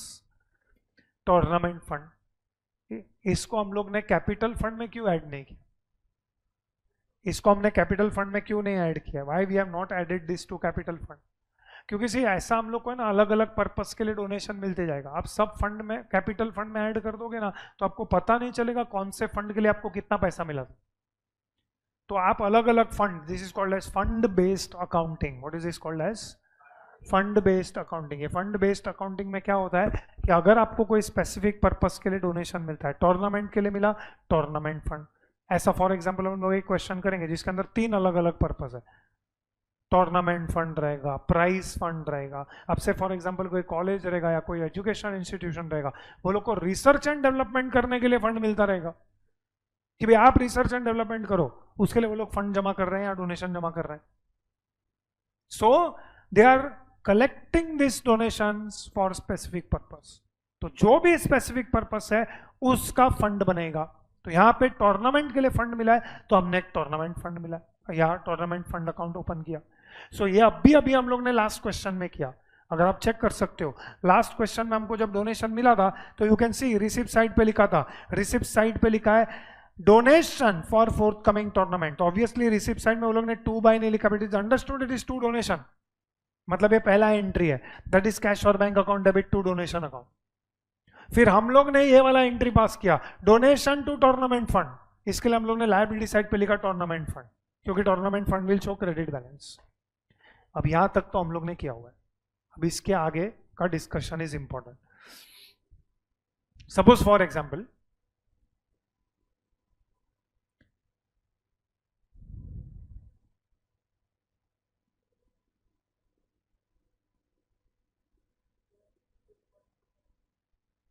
नहीं,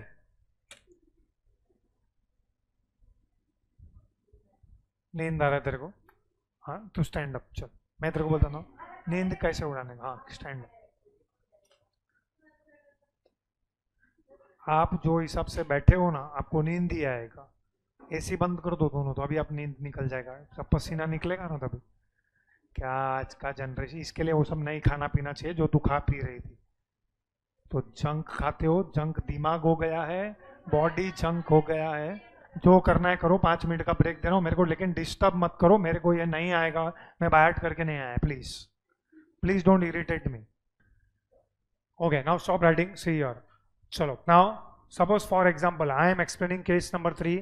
केस नंबर 3 में हम लोग को डोनेशन मिला है और वो डोनेशन टूर्नामेंट के लिए मिला है. सपोज ईयर नंबर 1 में, in year number 1 the organisation receive donation for tournament. So tournament के लिए अगर डोनेशन मिलता है तो हम उसको स्पेसिफिक पर्पस डोनेशन ट्रीट करते हैं. तो ईयर नंबर 1 के बैलेंस शीट में जाएगा tournament fund,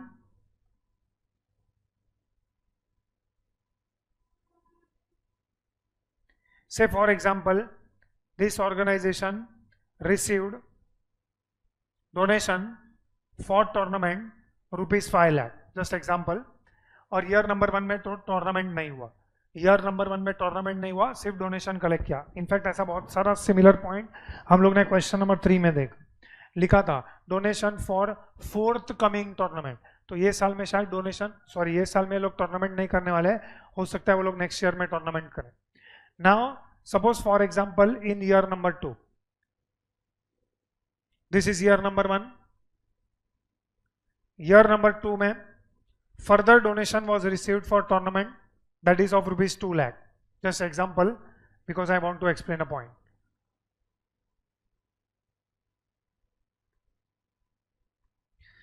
In year number 2 already, चलो मैं और एक स्टेप आगे जाता हूं, पैसा मिला है तो I hope you understand bank balance will increase by 5 lakh, yes और नो. उसके बाद नेक्स्ट ईयर में टूर्नामेंट फंड में ओपनिंग बैलेंस है 5 lakh and further donations were received of से फॉर एग्जांपल 1 लाख. तो अब टूर्नामेंट फंड में टोटल कितना हो गया? 6 लाख. टूर्नामेंट फंड में टोटल 6 लाख रुपीस हो गया है. नाउ से for example in year number 2, listen very carefully, ये बहुत ही इंपॉर्टेंट है क्योंकि आगे एक क्वेश्चन में आएगा. टूर्नामेंट फंड में अभी मेरे पास 6 लाख रुपीस है. ऑफ कोर्स सामने बैंक में भी मेरे पास 6 लाख रुपीस होगा, यस और नो. सो बैंक में भी मेरे पास 6 लाख, इसमें से 5 लाख मुझे लास्ट ईयर में मिला था, इस साल में मुझे 1 लाख मिला. Now in year number 2, in year number 2 the management decided कि ये साल में हम टूर्नामेंट करना है. अब ये साल में टूर्नामेंट करोगे तो टूर्नामेंट पे खर्चा होगा, टूर्नामेंट पे खर्चा होगा तो वो सब किसी के पेमेंट करना पड़ेगा. टूर्नामेंट मतलब क्या? They will organise a tournament, तो उसके लिए से फॉर एग्जांपल ग्राउंड चाहिए तो ग्राउंड का रेंट देना पड़ेगा. डे एंड नाइट है तो इलेक्ट्रिसिटी या लाइटिंग का बिल देना पड़ेगा, एम्पायर्स एक्सेट्रा वो लोग को पैसा देना पड़ेगा, फिर स्पोर्ट्स का मटेरियल एक्सेट्रा, सब टूर्नामेंट में खर्चा तो होता ही है, रिफ्रेशमेंट एक्सेट्रा. तो वो सब ये लोग ने खर्चा किया. तो से फॉर एग्जांपल खर्चा हुआ 4 लाख रुपया, तो वो 4 लाख रुपए के लिए पेमेंट किया रहेगा. What is the entry for payment of tournament expenses? Tournament expenses account debit to cash और bank. So we are continuing with case number 3.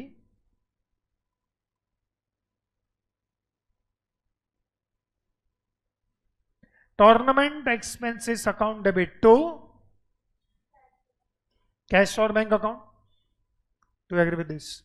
Suppose 4 lakh रुपए का खर्चा हुआ, 4 लाख रुपए का खर्चा हुआ, तो I hope you understand and agree that bank में से 4 लाख रुपए कम हो गया.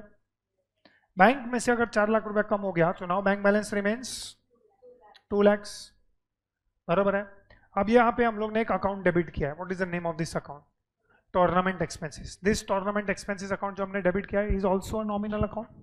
तो इसको एंड ऑफ द ईयर में आप कहाँ पे ट्रांसफर करोगे? Where will this P&L account? ये चैप्टर में बनता ही नहीं है, ब्रेक देने के बाद भी बकवास करते हैं हम लोग. टूर्नामेंट एक्सपेंसेस अकाउंट को मुझे क्लोज करना है, तो पहले मुझे बताओ टूर्नामेंट एक्सपेंसेस अकाउंट को आप क्या करोगे? क्रेडिट करोगे. तो डेबिट किसको करोगे? Income and expenditure account is wrong. It will be debited to tournament fund account. इसको आप कौन से अकाउंट में डेबिट करोगे? Tournament fund. तो टूर्नामेंट फंड का कौन सा बैलेंस दिख रहा है आपको? विच balance is on tournament fund? Tournament fund is appearing on the liability side. Tournament fund is appearing how much rupees? On the liability side. मतलब this is having which balance?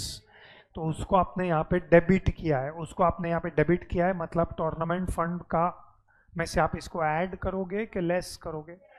Less करेंगे. तो यहाँ पे हमने माइनस किया tournament expenses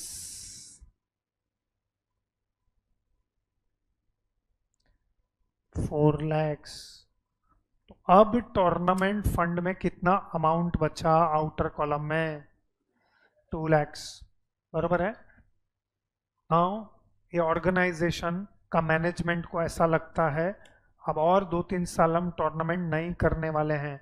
तो अगर हम ये 2-3 साल टूर्नामेंट नहीं करने वाले हैं तो बैंक में जो 2 लाख बचा है, कैन यू सी बैंक में जो 2 लाख बचा है, ये बैंक में जो 2 लाख बचा है, ये बैंक का 2 लाख ये लोग कहीं पे तो इन्वेस्ट कर देंगे. अच्छा, कहाँ पे इन्वेस्ट करेंगे? शेयर्स खरीद लेते हैं? नहीं, कि जब कोई सेफ जगह पे इन्वेस्टमेंट करेंगे, safe investment in government security ले लेंगे ये लोग, या फिर कहीं पे तो ये लोग एफडी कर देंगे बैंक में. So what is the journal entry for doing that investment? तो what is the name of that investment? Tournament fund investment account debit. What is the name of the account? Tournament fund investment account debit to bank account. So हमारे balance sheet में एक नया investment आ गया है. What is the name of that investment? Tournament fund investment. अब ये tournament fund investment में नेक्स्ट ईयर क्या मिलेगा? इंटरेस्ट मिलेगा. What is the entry for receiving that interest? Cash और bank account debit to interest on tournament fund investment. बरोबर है? Bank account debit to tournament fund investment. तो say for example 14,000 का interest मिला. 14,000 का इंटरेस्ट, मैं इसी में चेंजेस कर रहा हूँ, एक्चुअली चेंजेस ईयर नंबर 3 के बैलेंस शीट में होगा, तो इसी को मैं आगे चेंजेस कर रहा हूँ तो आपको समझेगा. बोलो, नेक्स्ट ईयर इसके ऊपर इंटरेस्ट मिला. इंटरेस्ट मिला तो बैंक बैलेंस बढ़ जाएगा. तो बैंक बैलेंस 14,000 हो गया. बैंक बैलेंस 14,000 हो गया. Bank account debit to interest on tournament fund investment. अब interest on tournament fund investment is credited because credit all incomes and gains. अब ये इंटरेस्ट को एंड ऑफ द ईयर में close करके ट्रांसफर करना पड़ेगा. तो ये इंटरेस्ट कहां पे ट्रांसफर करोगे आप? Income and expenditure account is wrong. It will be transfer to tournament fund. मतलब क्या एंट्री पास होगा? मुझे interest on tournament fund investment को क्लोज करना है, तो क्या जर्नल एंट्री पास होगा? Interest on tournament fund investment account debit to tournament fund account. तो टूर्नामेंट फंड में 14,000 ऐड हो जाएगा. बरोबर है? अब यहाँ पे फिर से मेरे पास बैंक में 14,000 आया. ये 14,000 को फिर से आप क्या करोगे? इन्वेस्ट करोगे. तो ये 14,000 अगर आप इन्वेस्ट करोगे तो ये 14,000 यहाँ से निकल जाएगा और मेरा इन्वेस्टमेंट 2,14,000 हो जाएगा. ऐसा चलते रहेगा जब तक नेक्स्ट ये लोग टूर्नामेंट ऑर्गेनाइज नहीं करेंगे. अच्छा, जब मुझे नेक्स्ट टूर्नामेंट ऑर्गेनाइज करना है तब हमको पैसा चाहिए टूर्नामेंट पे खर्चा करने के लिए. तो अगर हमको टूर्नामेंट पे खर्चा करने के लिए पैसा चाहिए तो आप टूर्नामेंट फंड इन्वेस्टमेंट को क्या कर दोगे? अरे सेल कर दोगे ना. अगर गवर्नमेंट सिक्योरिटी है तो सेल कर दोगे. एफडी में पैसा है तो आप उसको विड्रॉ कर लोगे, तो आपके पास पैसा आएगा. फिर उधर से आप टूर्नामेंट करोगे तो टूर्नामेंट पे खर्चा होगा. वो टूर्नामेंट पे जो खर्चा होगा फिर से टूर्नामेंट एक्सपेंसेस करके माइनस होगा टूर्नामेंट फंड में से. Are you understanding this entire cycle? ये cycle will happen in case number 3. What is case number 3? Donations और government grants are received for specific purpose. What is that specific purpose? That specific purpose is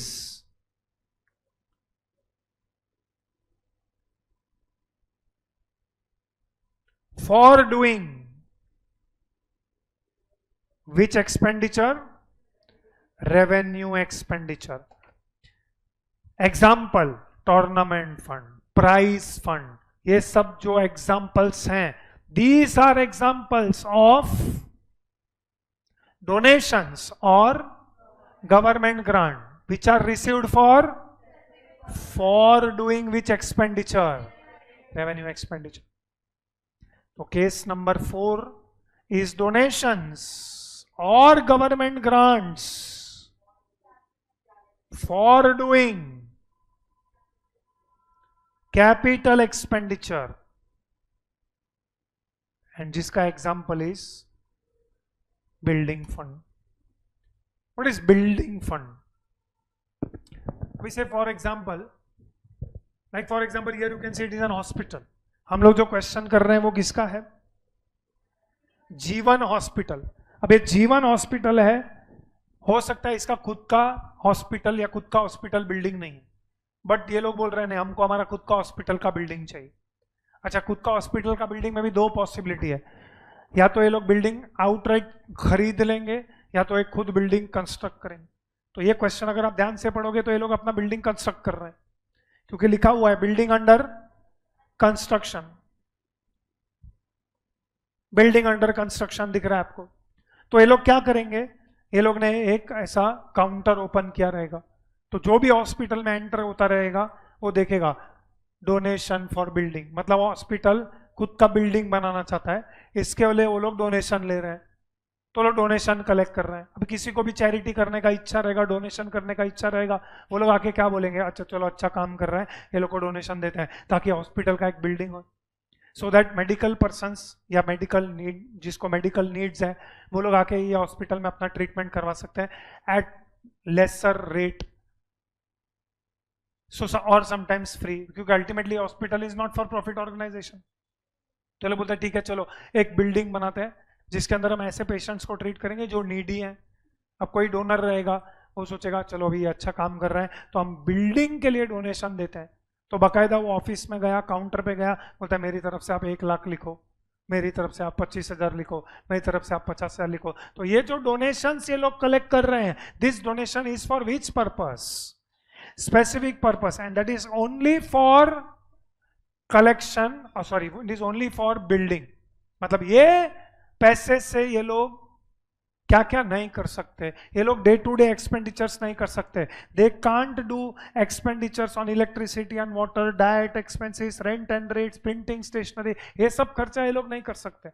in fact ये question में it is not donation, ये question में in fact it is donation only, but this time donation is received from government. तो government ने grant दिया है 80,000 का, don't go by the amount, government grant दे सकता है 80 लाख का, उसके लिए इन लोग का बुक्स ऑफ अकाउंट्स प्रॉपर होना चाहिए।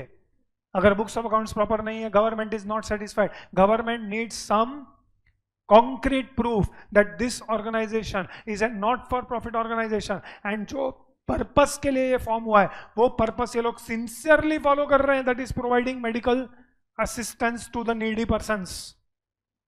उसी कंडीशंस पे गवर्नमेंट ग्रांट देता है, गवर्नमेंट ग्रांट वापस भी ले सकता है अगर तुमने उसको मिसयूज किया। तो गवर्नमेंट अगर बिल्डिंग के लिए ग्रांट दे रहा है तो that grant has to be used as to be applied for construction of building, उसके अलावा तुम उसमें से कुछ नहीं कर सकते हो। Now comes the important part, suppose for example I am deviating from the question, मैं क्वेश्चन से डिविएट करके अपना खुद का अमाउंट्स यूज कर रहा हूं।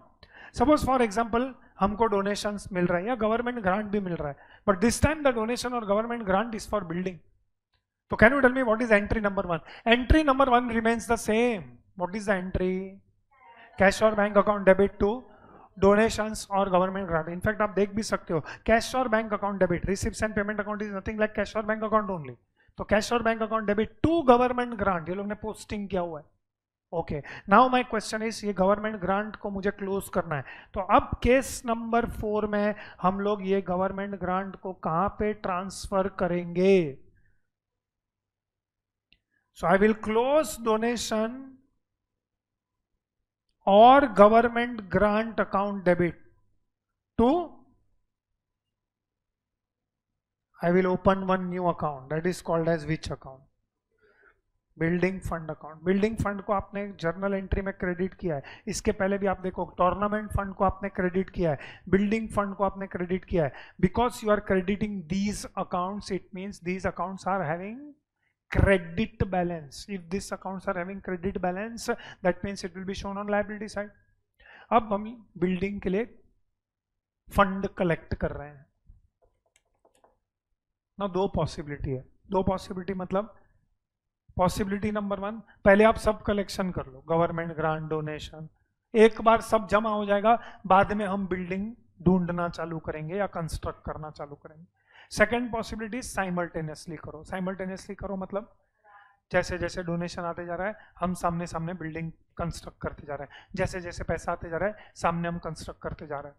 ये दूसरा पॉसिबिलिटी है। However it doesn't matter in the accounting treatment, आप जो भी कर रहे हो। थोड़ी देर के लिए आप मान लो कि अभी आपने बिल्डिंग कंस्ट्रक्ट किया, सपोज बिल्डिंग कंस्ट्रक्ट कर रहे हो, what is the entry you will pass for building construction?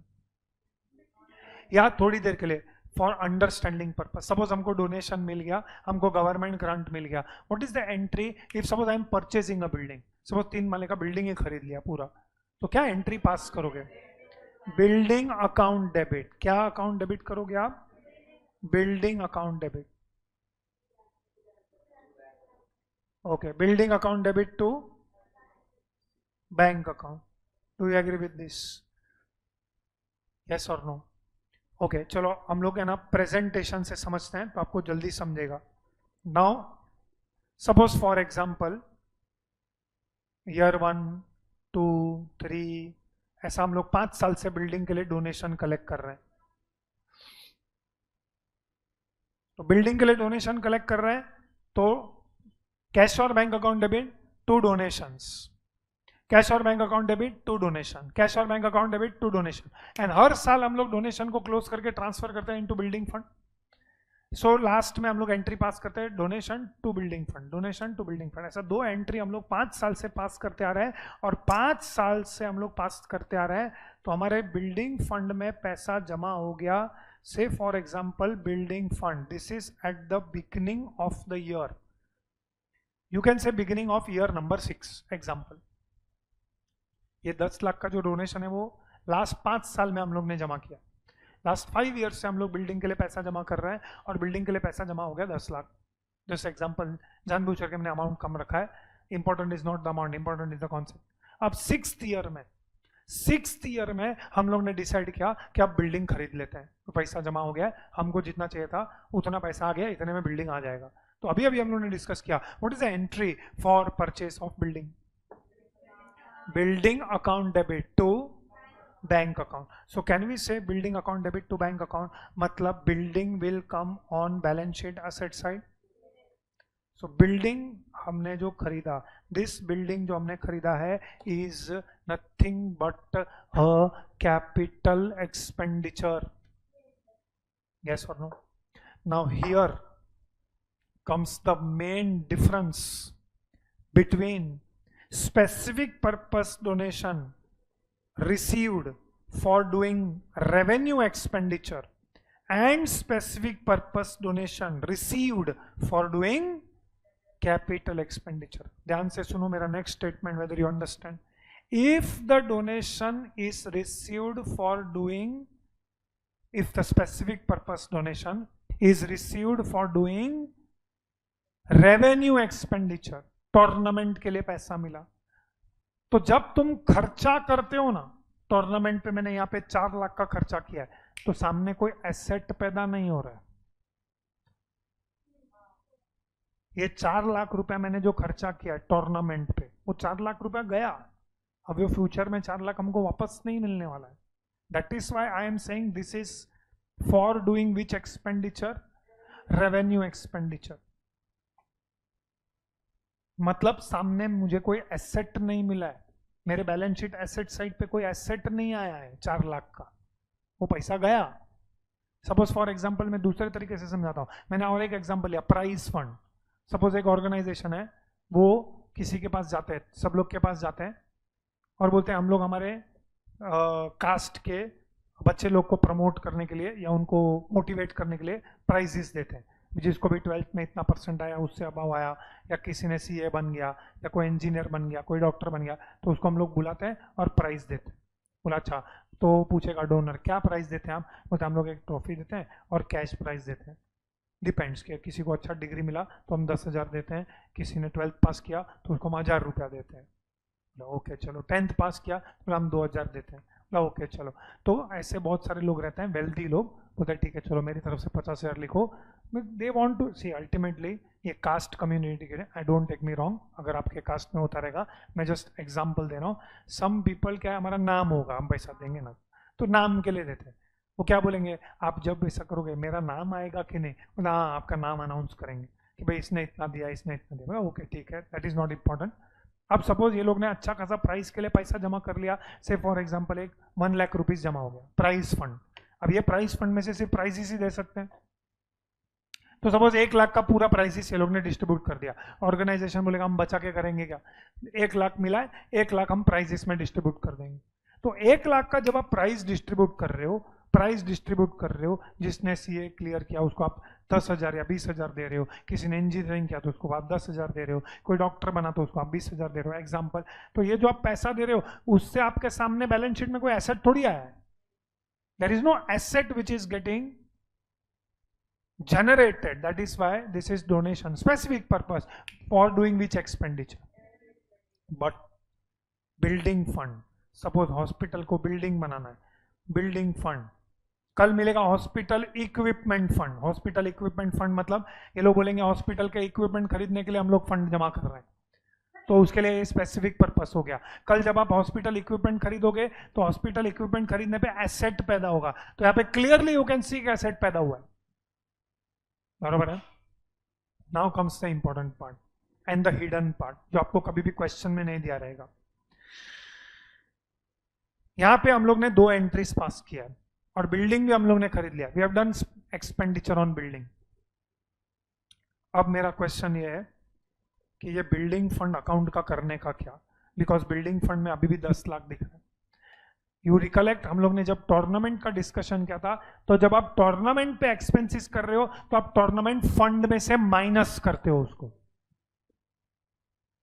लेकिन यहां पे जब आप बिल्डिंग पे खर्चा कर रहे हो, बिल्डिंग खरीद रहे हो, तो आपने 10 लाख बिल्डिंग फंड में से माइनस नहीं किया है, क्योंकि सामने एक अलग से बिल्डिंग पैदा हुआ है ऑन द एसेट साइड. तो अब ये 10 lakh rupees which is credit balance in building fund, इसका करने का क्या. तो जितना खर्चा आपने कर लिया बिल्डिंग पे, उतना building fund now becomes free. अच्छा चलो आपने कुछ नहीं किया, तो ये ऑर्गेनाइजेशन को क्या लगेगा, अभी भी बिल्डिंग फंड में 10 लाख है, मतलब फ्यूचर में बिल्डिंग और खरीदना पड़ेगा 10 लाख का. तो we can not keep this building fund on the liability side as it is. तो ये बिल्डिंग फंड अकाउंट को क्या करना पड़ेगा, क्लोज करना पड़ेगा. Building fund account has to be close. And building fund account को क्लोज करके, बिल्डिंग फंड को अगर मुझे क्लोज करना है तो कोई चेक करके बताओ, बिल्डिंग फंड को पहले हम लोग ने क्रेडिट किया है, अब उसको मुझे क्लोज करना है, तो बिल्डिंग फंड को हम लोग क्या करेंगे, बिल्डिंग फंड अकाउंट को हम लोग क्लोज करेंगे. तो बिल्डिंग फंड अकाउंट डेबिट हो गया है, मतलब बिल्डिंग फंड अकाउंट क्लोज हो गया है. Building fund account will be debited to, इसको हम ट्रांसफर करेंगे to which account, capital fund account. ये एंट्री डन है और ये entry will be passed when specific purpose donation is received for doing capital expenditure. And once you have done that capital expenditure, उतना fund free हो गया. Accounting language में बोलूं तो उतना फंड आपको क्लोज करके ट्रांसफर करना पड़ेगा. तो क्वेश्चन है कहां ट्रांसफर करना पड़ेगा, वेयर विल यू ट्रांसफर. तो you will transfer it to which account, capital fund account. This is fund based accounting. Fund based accounting ये बोलता है if it is received for doing capital expenditure and once you have done this capital expenditure, अब मुझे ये fund का जरूरत नहीं है, तो ये फंड अकाउंट को आप क्लोज करो एंड ये फंड जाके आप किसके अंदर ऐड कर दो, कैपिटल फंड. जो भी रहेगा कैपिटल फंड, इसके अंदर आप ऐड कर दो building fund 10 lakh.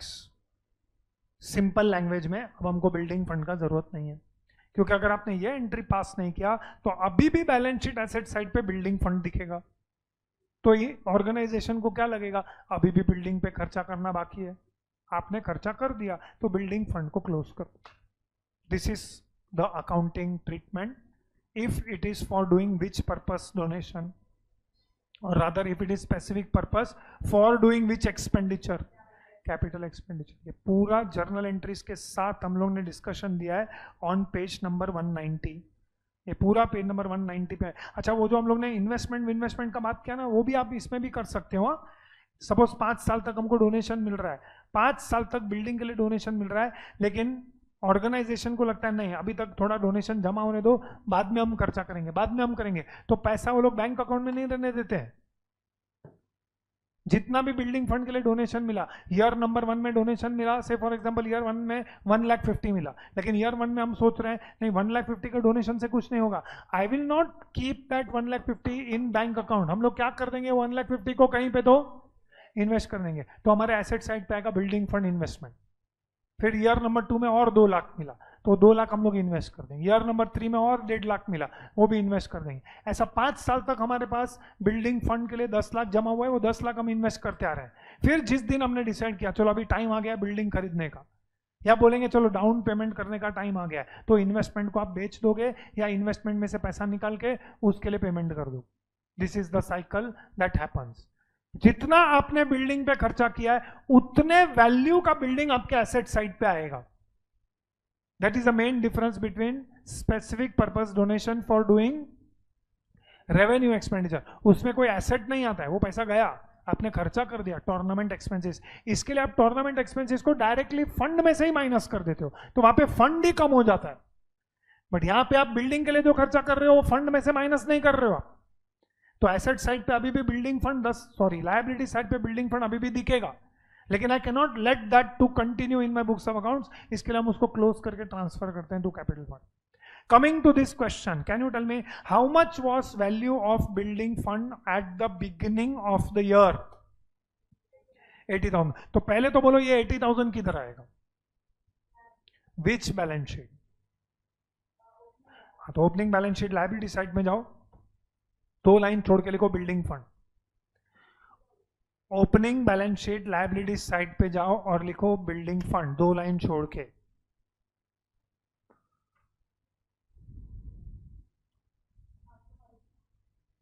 Yes,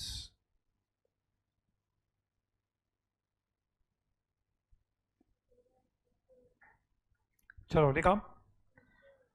next, go to closing balance sheet.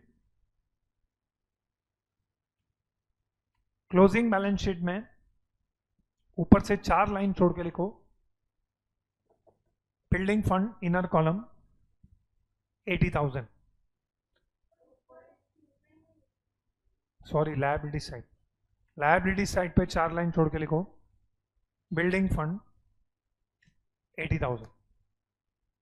Okay, now can you tell me in this year have you received any government grant or donation for building? क्या ये साल में हम लोग को कोई गवर्नमेंट ग्रांट या डोनेशन मिला है? कितना मिला है?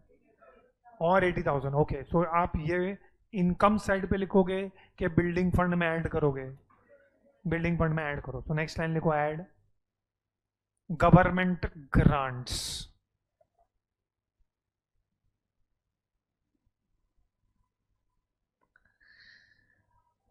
Okay, now if you understand, ये क्वेश्चन में ये लोग बिल्डिंग पे थोड़ा थोड़ा करके कंस्ट्रक्शन पे खर्चा कर रहे हैं. सो value of building under construction is 1,40,000, but this is the value as on which they check properly. 31st December 2019 1,40,000. 31st December 2019 पे value of building under construction is 1,40,000. क्या ये साल में हम लोग ने कोई बिल्डिंग में एडिशंस किया है? एडिशंस टू बिल्डिंग आपको पेमेंट्स में दिया हुआ है. How much is additions to building?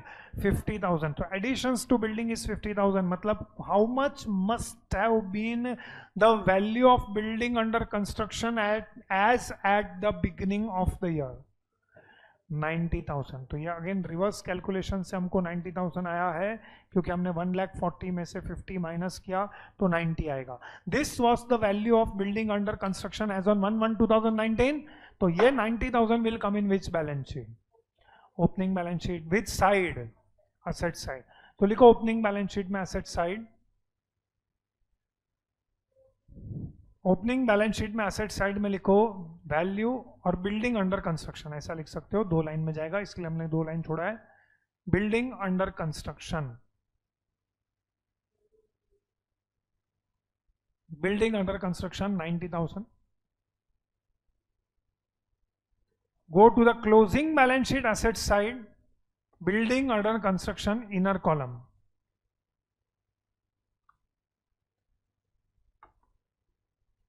Building under construction inner column, closing balance sheet.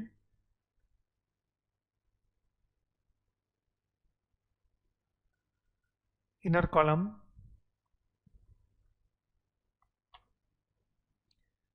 $90,000. Next line, add additions.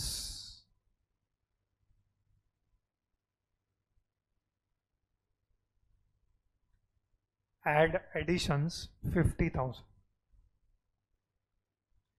So outer column में आएगा 1,40,000. Now the most important point. जो हिडन है ये एक पार्ट में, 50,000 तुमने इधर खर्चा किया है, तो जितना खर्चा किया है उतना अमाउंट हम कहाँ से कहाँ ट्रांसफर करेंगे?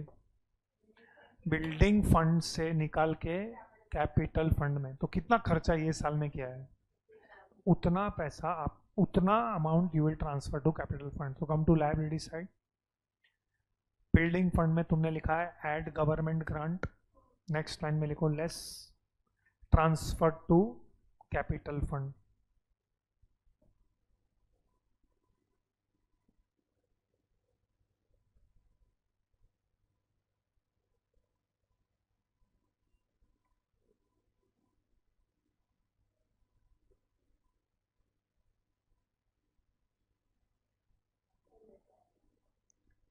We have received 80,000 in this year.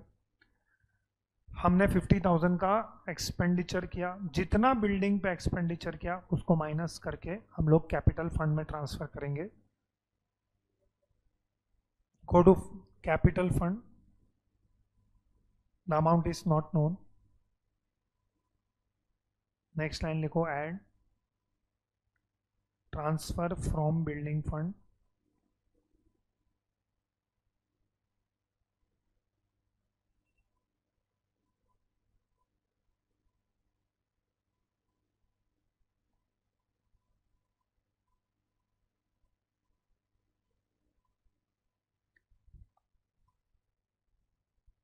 कितना है? This is the hidden fund. Okay, now चलो रिमेनिंग थिंग्स आप लोगों ने पोस्टिंग किया है, जाओ ओपनिंग बैलेंस शीट में, be fast. Opening balance sheet में लिखो कैश 800, उसी के नीचे लिखो बैंक 5,200,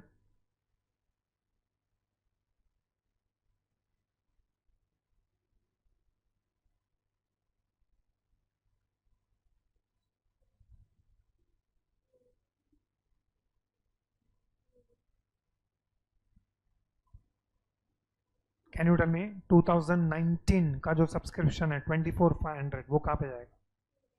इनकम साइड पे लिखो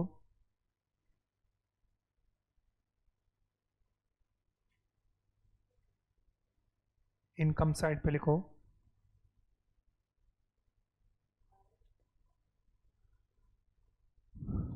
बाय सब्सक्रिप्शंस 24,500,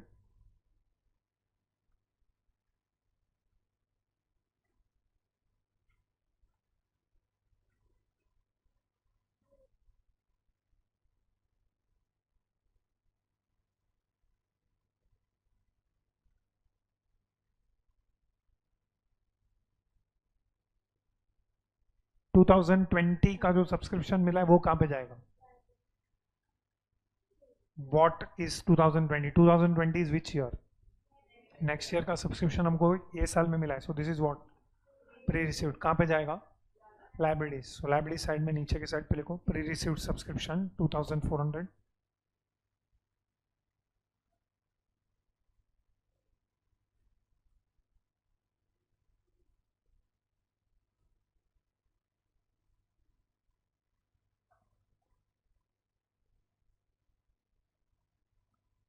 चलो नेक्स्ट, गवर्नमेंट ग्रांट हमको मेंटेनेंस के लिए भी मिला है, so this is general purpose के स्पेसिफिक पर्पस? अच्छा, what is that specific purpose, कोई समझा सकता है? नहीं, तुमने ही बोला स्पेसिफिक पर्पस, तो आप ही बता दो वो क्या स्पेसिफिक पर्पस है। मतलब आपके हिसाब से हम एक मेंटेनेंस फंड करके एक ओपन करेंगे? नहीं, तो क्या ये मतलब गवर्नमेंट ग्रांट हमको है ना, 1 लाख का गवर्नमेंट ग्रांट मिला है, गवर्नमेंट ने बोला देखो ये 80,000 है ना वो बिल्डिंग के लिए, बाकी का 20,000 तुम्हारे ऑर्गेनाइजेशन में जो भी मेंटेनेंस का खर्चा है उसके लिए। तो ये जो 20,000 is which purpose? General purpose. तो ये कहाँ पे आएगा? इनकम। तो इनकम साइड पे लिखो बाय गवर्नमेंट ग्रांट्स,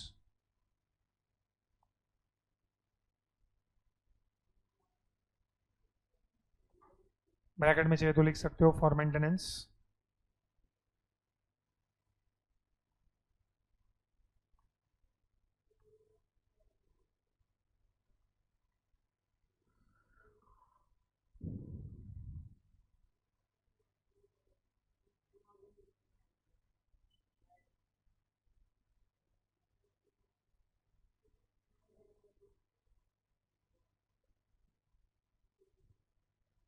चलो लिखा. Next, fees from sundry patients, donations not to be capitalized and net collections from benefit shows. ये सब जाएगा इनकम साइड पे.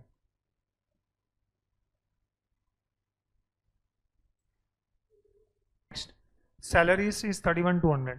Out of that, 7,200 is for 2018. 7,200 for 2018.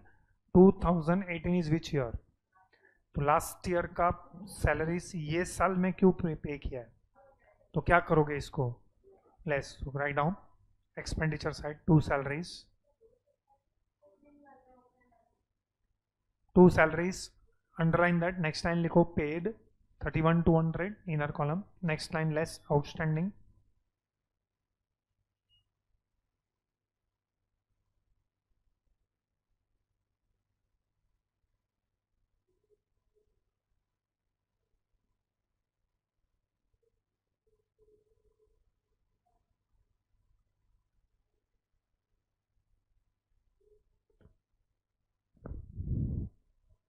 Next outstanding less कर रहे हैं because it is of last year.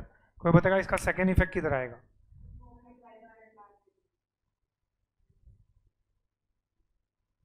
Opening balance sheet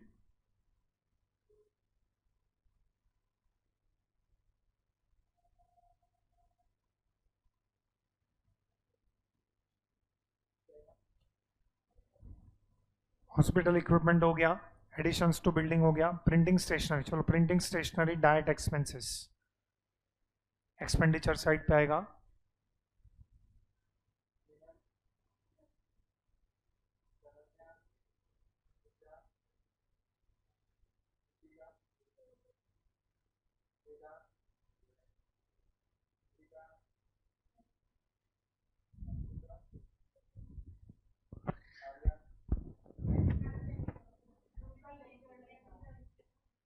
absent मत बोलो, phone करेगा उधर.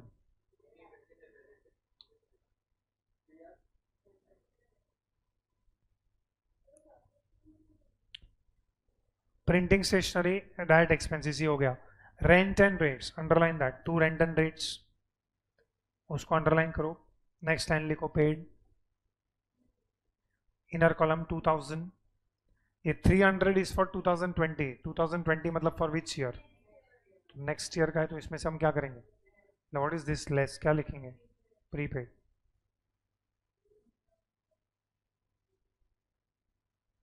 Less prepaid.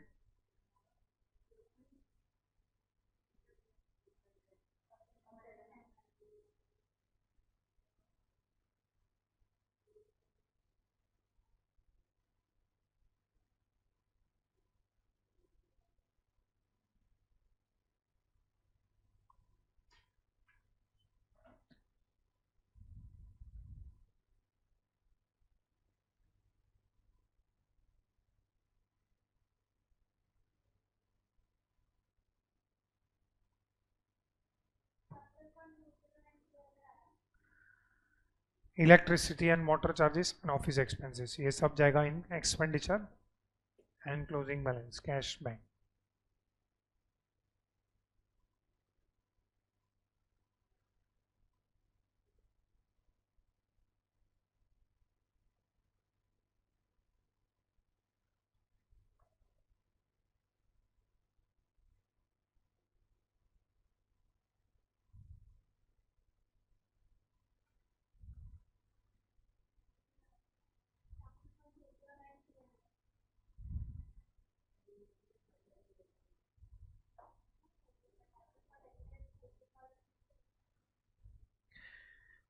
चलो start closing. What is the surplus? 16,000. Capital fund?